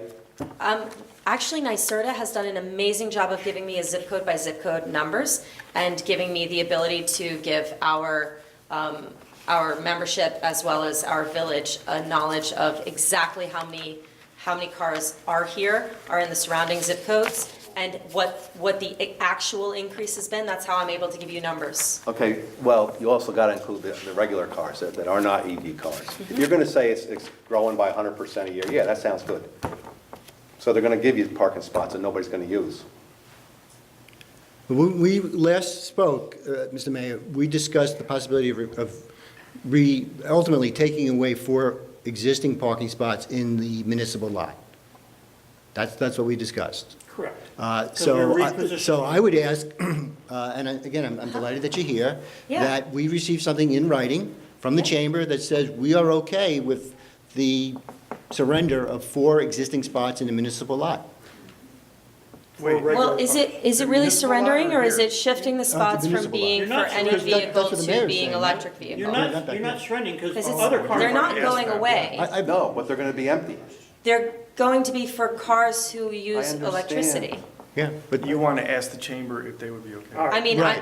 Right. I'm representing the chamber. Yes. I can talk to my board about this as well, but we're not talking about surrendering spots. The letter that you get would be talking about shifting the spots from being for any vehicle to having spots that are designated where electric vehicles could park. That's what it would be. Right, but It you're- doesn't make sense for me to write you something saying we're surrendering spots, because they're not going away. But they They're are just being going, for cars that exist. but they're going away for Gasoline. gasoline vehicles, There. because they can't be used. Yeah, they're going away for So gasoline to that vehicles. extent, I think my definition, to say that they're being surrendered, they're being surrendered to electronic vehicles, therefore they're being taken away from gas. I mean, I have to say, at one point, we were talking about restaurants not being able to have smokers inside anymore. Did we have this conversation about no longer allowing for restaurants to let the smokers in? The smokers had to leave? I mean, we're talking about something similar. We're talking about a reduction in greenhouse gas emissions. We're talking about something that's better for our environment in the end. I know I'm probably driving you all crazy, but All right, so I think the board said, let's do a survey. I'm happy to do Yeah, a so let's- survey. I'm happy to get you what you're asking for. But this isn't just, this isn't just me. I'm one of the representatives. There was also a representative from the community. There's also our mayor. There are other people in this Oh, yes, village who make care no about mistake, what this. part of the grant application Yeah. included letters of support. Of course. And- Okay, and- so and- let's move on. Agreed, Mr. Mayor, Okay. Can we agreed. move on? Yeah. All right, thank you, Karen. Thank Very appreciate it. Thank you. Okay, Ronnie, one comment? yes, I'm sorry, John, I forgot. As an outsider, I have the feeling that all of that huge parking area in back of the post office, if that was rethought out, it could be provided a lot. That's a long- Yeah. That's private parking. It's private parking now. It's not owned by the village, it's not Well, I mean, municipal. that whole big area back there. It's not municipal Not- parking. Well, they should all get together and, do something with it, because It's it's owned, crazy. it's owned by, it's privately owned. So they can't provide more parking there by making it? It's always full. Well, you think they'd want to make? No, what she's saying is, if it was repositioned, it could Better be better allocated. Oh, That's what she's saying. It's just privately owned. It's been lovely. Thank you. and we're not done yet. Where are you going? All right, moving Can't stand the US of life. Moving on. Can you do something about Those are We new. are going to, or did we already, sorry? the link? the Emergency Preparedness Committee. Good night, all. Good night. I like having healthy debates. The Rhinebeck Emergency Preparedness Committee for the month of December 2018. On December 7th, the Rhinebeck Preparedness, or excuse me, on December 7th, the chair met with the Rhinebeck Preparedness Healthcare Coalition Exercise Design Team. This team is a meeting monthly in preparation for regional preparedness drill for healthcare providers in the Hudson Valley, and will take place in the spring. Second thing, the coordinator has finished notifying the members of the Emergency Preparedness Committee, which we nominated for their appointment, and have scheduled our first meeting on Thursday, January 17th at 5 p.m. at Town Hall. Special requests. Wait, there are grants. Oh, what did I miss? Grants. Grants Committee, sorry. I'm sorry that, You didn't do anything wrong. Do you want me to get Donna before? so I do have a candidate. I hope most of you have seen the resume of, is she still here? I'd love to bring her in. Yeah. I'm sure she was kind of, You can go on. let me do say that I think the board knows that on December 20th, the mayor and I went up to Albany as guests for the celebration of award announcements. Mayor Bassett said, "What do you think?" I said, "Well, I can't imagine we'd be invited someplace to not receive anything." And sure enough, we came home with a goose egg, Oh, boy. So we had 3 grant applications, including one that talked to support for rebuilding sidewalks. Much of what was discussed here tonight. And that was the one that I thought that we really had a shot at. The one I personally would have wanted was the piece that would have covered some of the additional out-of-pocket for the Water Infrastructure Improvement Act. I'm talking to see if Donna will come back in. That's right. That was the Regional Economic Development Council Awards that were held. Right. And I know you said it's a goose egg, yes, we did come back, but it's not a negative. We for the first time are really playing in the game of grants here. And the fact that we were invited again without even getting a grant is still a good thing, Yeah. because we were able to spend valuable time with the Lieutenant Governor, pitching the village of Rhinebeck, pitching grants, pitching our activities, and really trying to get people to focus. And we're meeting with other people who have written grants, who were successful with grants. So this is, Yeah. I still think, even though we didn't get a grant, this is still a win-win for us. So Agreed, yes. it's not a goose egg. And I do want to just reinforce that the mayor did get, everyone's lined up to see the Lieutenant Governor, and you made better use of that time than anyone, as evidenced by you were the only person that got a business card. And a follow-up meeting. And a follow-up meeting. So that was pretty good. That was very, very good. Part of the reason I brought up the issue of our lack of success, and by the way, make no mistake, the past year has been a great year for this village board in its pursuit of grants. The home run, frankly, being the $2.2 million for the Water Infrastructure Act grant, for water infrastructure improvement. We're 2.4 for the year, which is pretty Yeah, so we have lots to be proud of. But lessons learned, I think that for the grant committee, we want to narrow our scope, and I also want to keep a smaller group of active members. And that is one of the reasons that I present to the board tonight my latest candidate. If you've had a chance to look at this young lady's resume, it's outstanding on every measurement: academic, education, work experience. And of course, I'm talking about Donna Warner, who is kind enough to come back up the stairs. We need a lift. We're getting one. We got a grant. Which, by the way, was got a grant co-funded by coming. grants, yes. Right. But I'm hoping that the board will support my nomination of Donna to join the grant committee. I've had the opportunity to meet with Donna on more than one occasion.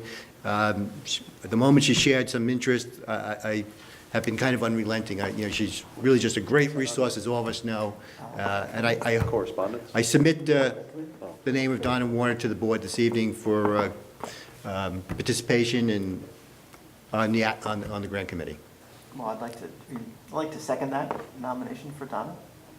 And Donna, thank you for coming in and volunteering to do this. I'm pleased to do something along these lines to make a positive contribution to our village, as we all do. So this is one way to do it. And if you read my email, I don't know, I've had some success with grants. Yes, you have, yes. But a lot of experience. Much appreciated. Yeah. But I'm really just going to be a helper to Chairman Ross. Well, thank you, Donna. All right, so we have a second. All in favor? Aye. Opposed? Abstained? Welcome to the grant committee. Thank you, Donna, thank you. Good night. Thank you, Mr. Mayor, that, Special request. Village Clerk, Mr. Coon, do you want to go through the special Yes. request, please? Some of them we can move forward on, right? I have a request for the Northern Dutchess Hospital Foundation for the Taste of Rhinebeck to be held on Tuesday, April 30th, 2019.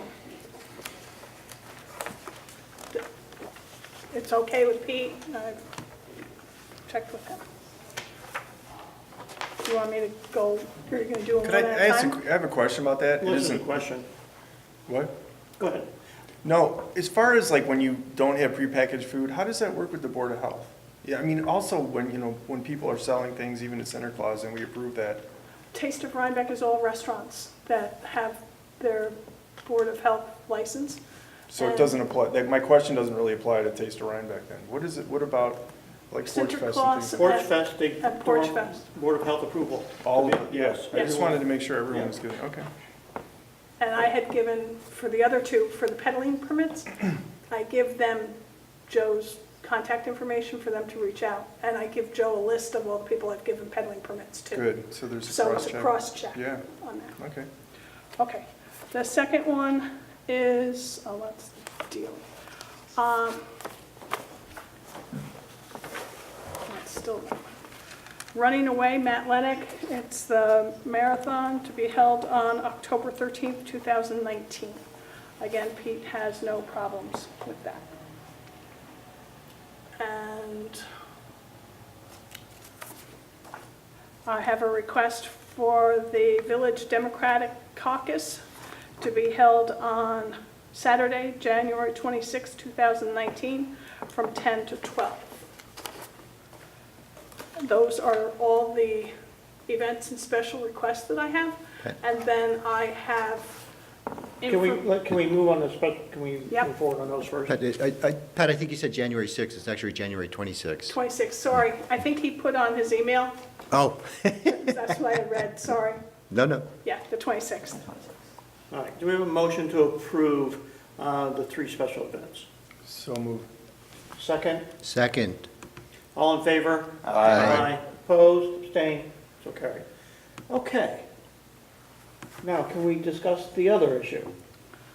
I had received a telephone call from New York State DOT regarding permits that are needed to be held for parades, processions, charity events, any event that is going to be taking place on a state highway. And Route 9 and Route 308 are both state highways.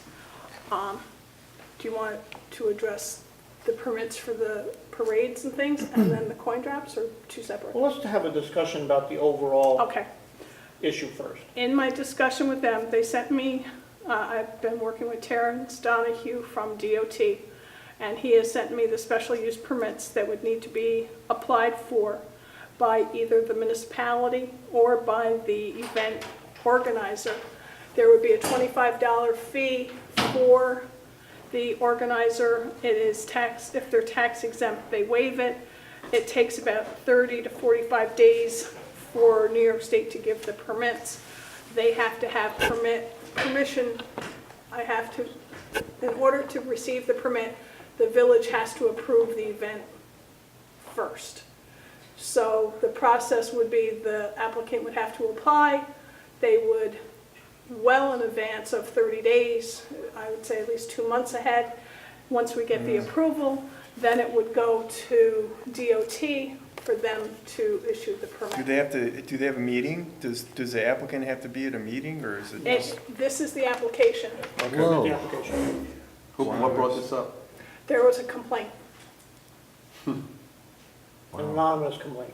Of course. So DOT reached out to me the day before a major event and told me about the permit, and I asked what would happen if we had it anyway, and it would, a little bit of sarcasm was going back and forth, but I have, so that's regarding the permits and things. I have reached out to my network of clerks within the state of New York, because I have a vast network of them. And in almost all the occasions, they have the municipality apply for the application. And I've reached out to the Association of Mayors and Supervisors within Dutchess County, and the ones who need it apply for applications. And so we have not, but it seems like everybody else is, using the DOT process for getting the grants. So, for getting the events approved, excuse me. So, for clarification, can we get a blanket approval for the municipality? No, it has to be per event? per event, because what has happened, and I think what caused all this, and he explained it to me, you have state highways, and you have things that have to have special permits to travel on those state highways. They have to be made aware if there's going to be an event or an obstruction or a possible delay. So that, and by not having that, that would put the municipality in responsibility and liability for the delay of something. And so that's where the whole, that's. So I don't view this as from an event point of view, as really an issue, except for the timing to make sure things happen. Yeah.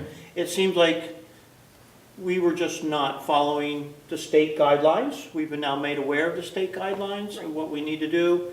And either the event application or the municipality, which would be us, would have to make sure that this is done before we could authorize and allow the event.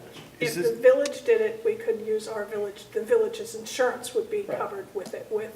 If it went before the organizer, that would be an additional insurance that they would have to. Right. Done. I've already talked to the Halloween parade chairperson, because that happens to be my daughter, and I gave her the heads up on this.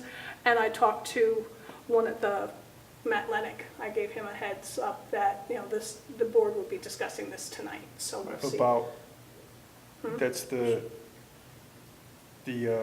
Memorial Day parade, or? So that has to be approved as well. That would have to, And then what else? Just coin drops? So, that's another issue. so let's take care of events Oh, first. sorry. That's the second part of the issue.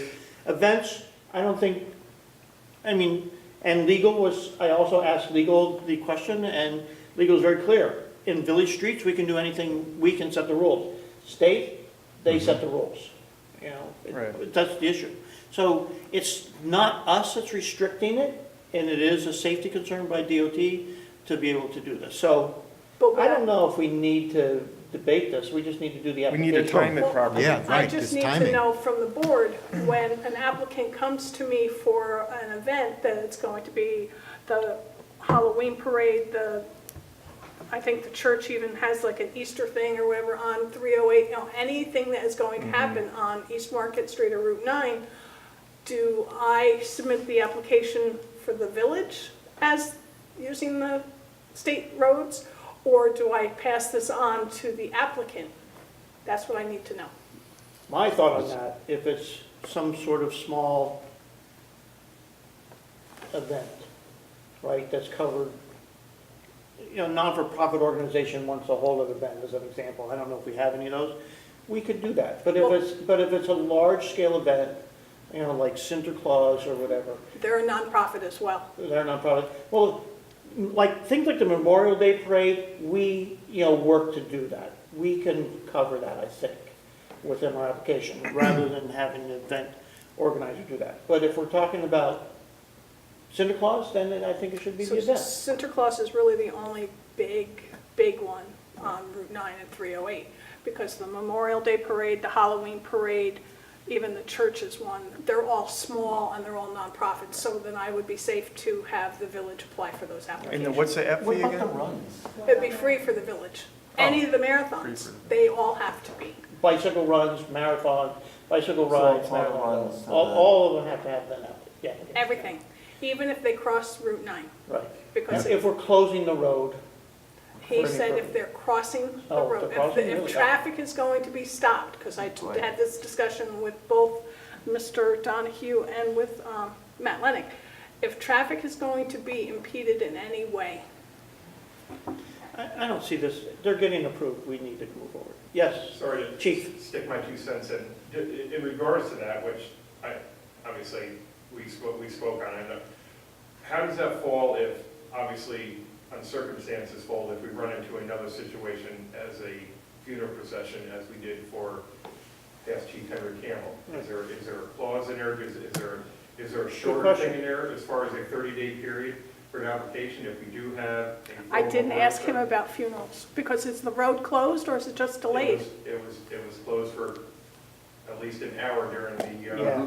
so I would be concerned about how does that work? That's a good question.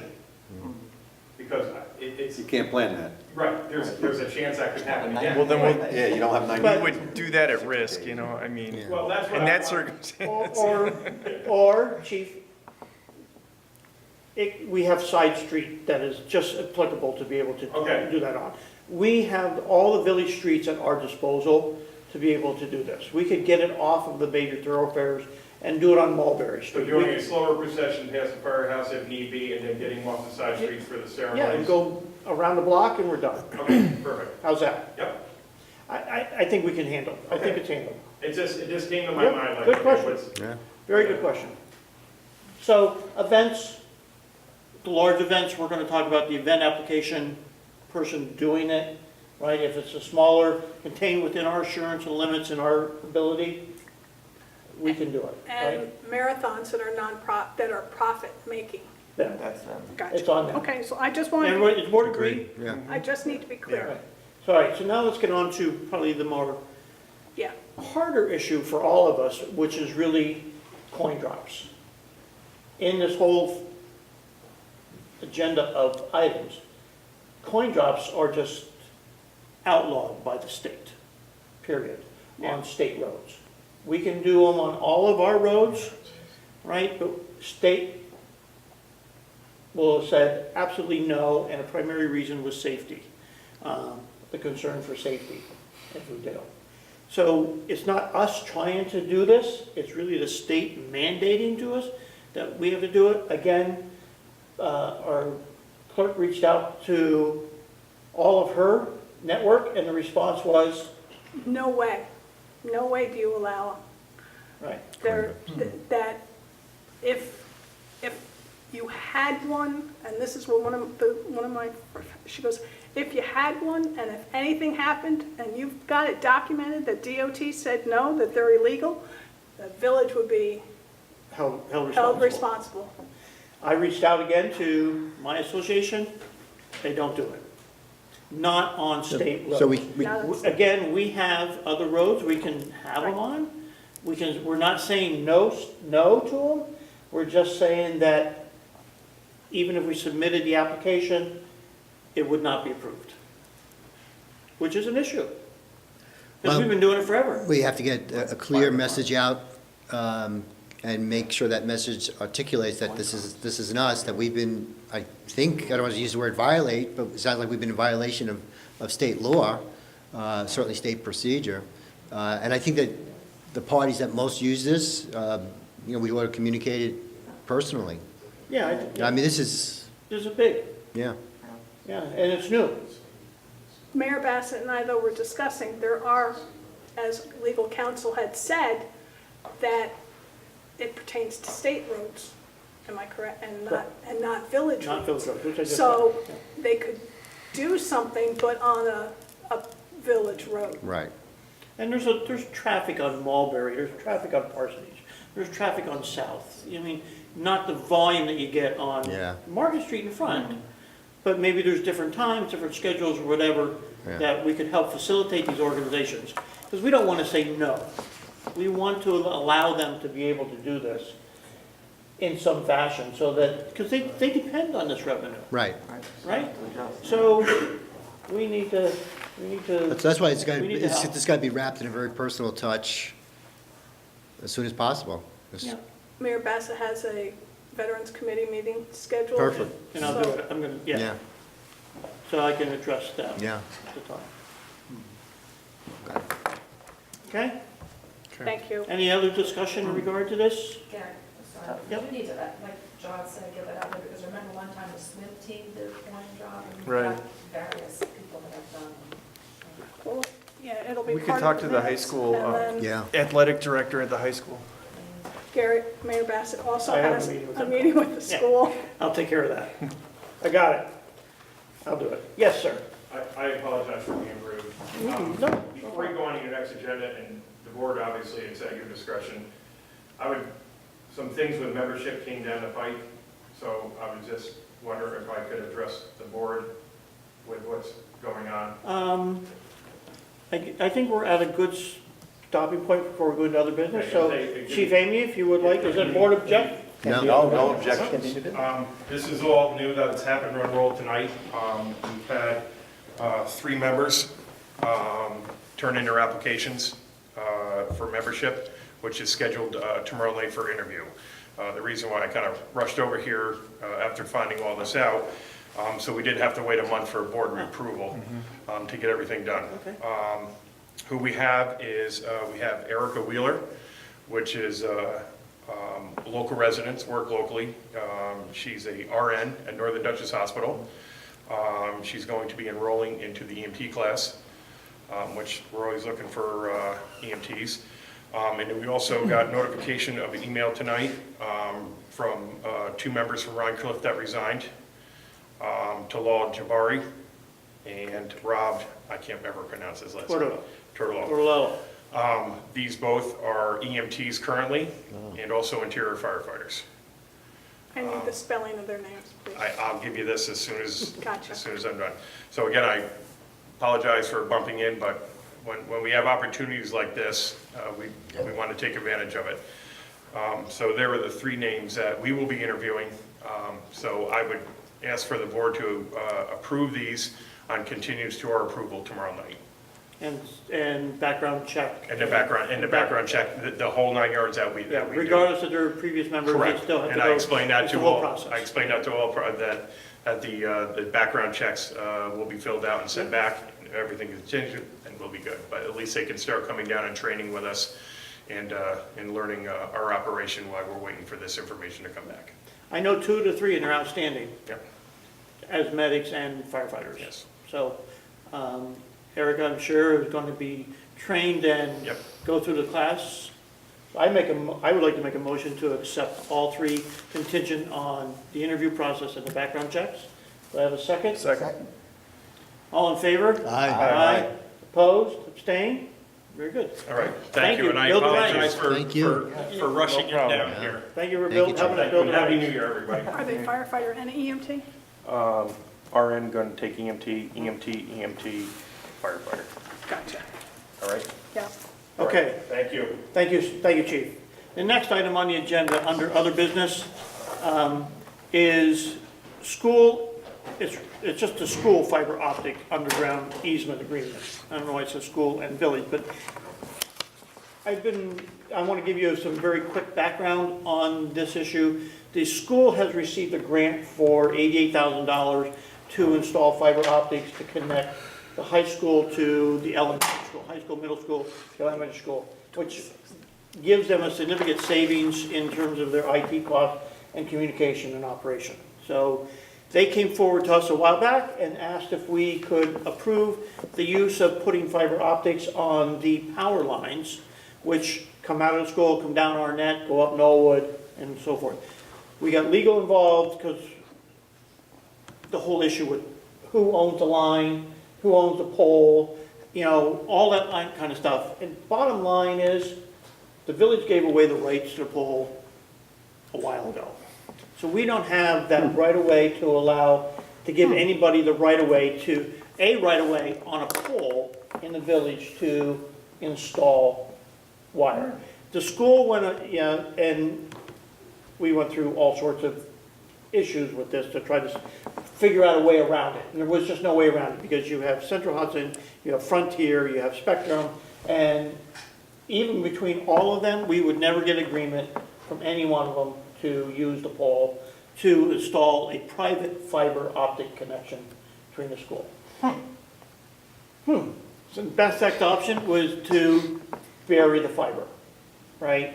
It is more expensive to bury the fiber than run it on a pole, but it is a viable option for them to bury the fiber. And if you could picture this in your mind, what they would do, they would come out of the high school, go across the fields where the tracks and soccer Trench. fields are and stuff over there, out the right of way that they have out onto Somers. They would cross over Somers, down Somers, up Knollwood, cross over, go to school, and that's for a buried fiber optic line. For them to do that, we need to give them the right of way. We need to allow them to bury it into our right of way, okay?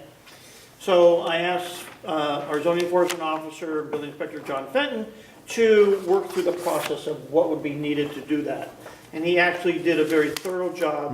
Unfortunately, it didn't come forward until just, the final meetings were yesterday. But essentially, we can, as village, do this. We can give them the right of way in terms of burying that fiber optics within the easement, and we can define it. And they went as far as to say, here's a perpetual easement in the draft for you guys to be able to review.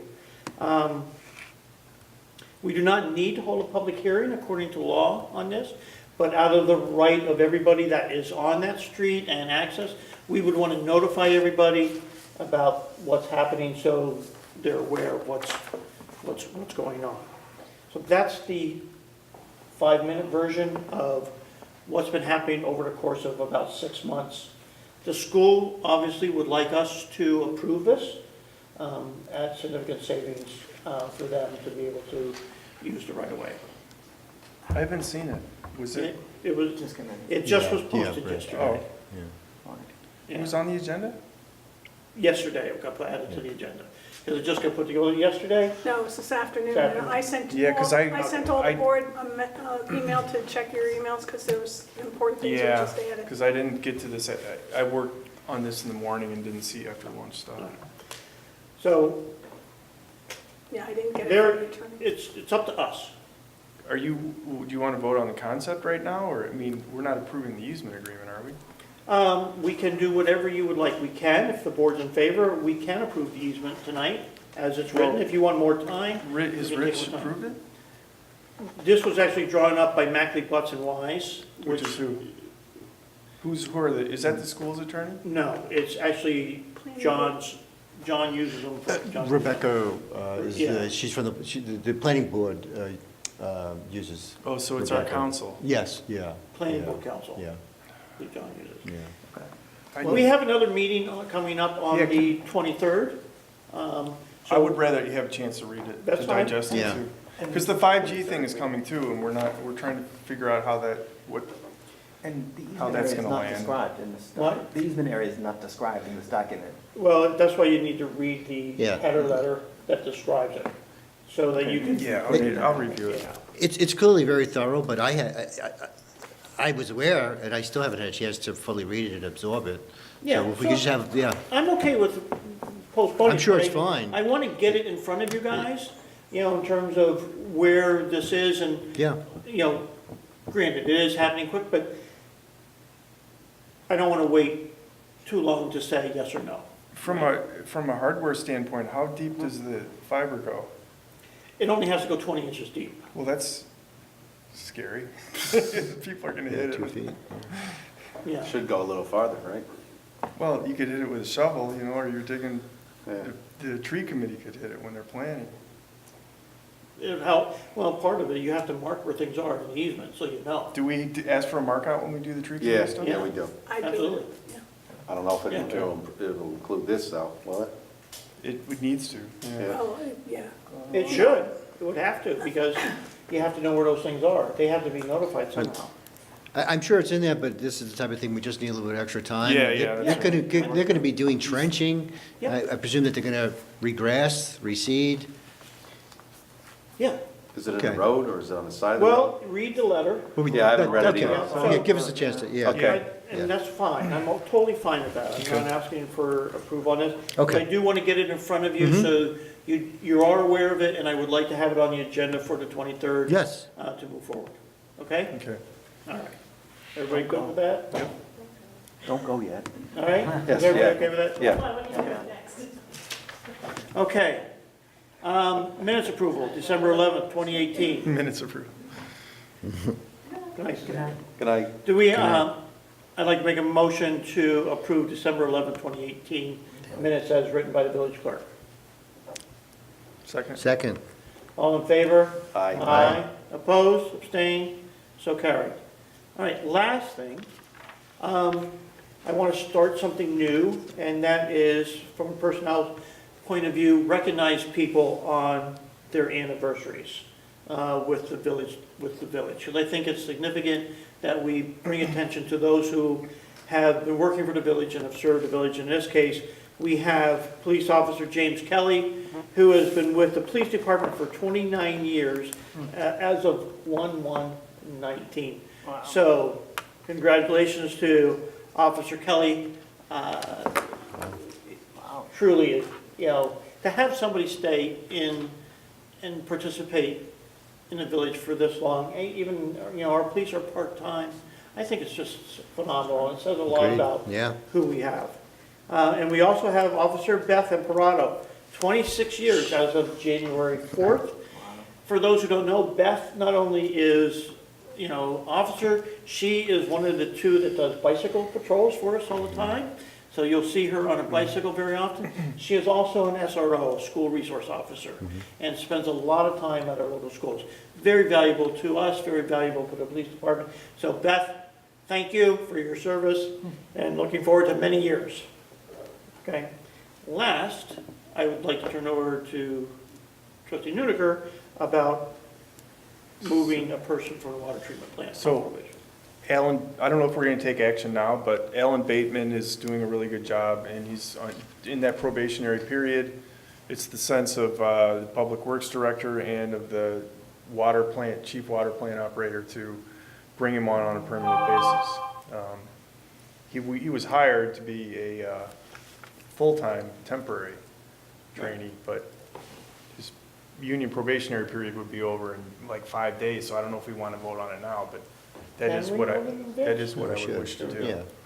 Okay. Subject to satisfaction over the next 5 days with his performance Yeah. or something like Is that. there anything we have to do with this county in terms of Yes, advertising or no, whatever to be able to take it out? That was the big question, right? no, Right. it's just We- taking somebody you off asked of for probation. yeah. They've been hired as a permanent employee. They just had to fulfill their 90 days of probation. Okay, Excellent. Great. Yeah. so Great that's write-up great. from John. And, Yeah. yeah, I'd like to make a motion that we bring Alan on a permanent basis then. second? All in favor? Aye. Aye. Opposed? Abstained? Welcome, Alan. Thank you. great. I've met him several times. Great guy. Yeah. Yep. He always has a smile on his face. Yeah. So we're back to full speed? We're back to full That's speed, good. right? Wow, that's You are great, too, guys. and I am. Yeah. Yes, Yeah. everybody's back. Well, officially we're not, but a couple more months. Oh, yeah, that's right. Yeah. You guys are still, Okay. Having no other business, No. anybody have any other business? Yes, we do. Oh, Correspondence, we Oh. didn't do correspondence, and we didn't do the hourly MEO Oh, and the Oh, the hourly. lane hours. yes, we skipped over that, I'm sorry, in the highway. So which do you want to do first? Let's do the hourly MEO and labor position. Right. We discussed this previously. This is a change to our civil service to take people who were working as contractors, right, which we were really not following the rules for. Everybody agreed on the board to create the independent contractor MEO and independent contractor hourly position. We have had 2 applicants come forward so far to be able to. You've had more than that, because Oh, more? I've updated, yeah. Oh, sorry. You've That was the last received- time I saw it. Was- You've received 2 for the MEO, you've received 1 for the laborer, and you received one that he has his CDL and he would take the laborer, so he would take either. Okay.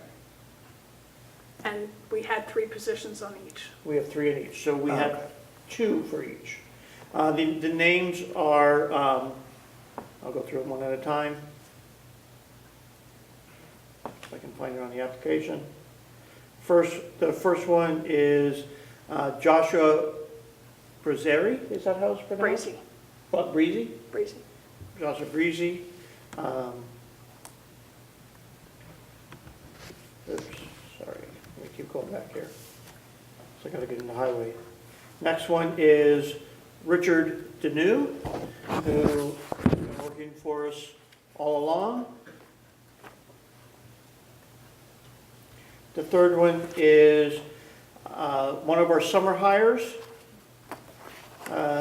John DuPont, who worked for us through the summer and was also working as a contractor into the fall and winter season. And the last one is, one second.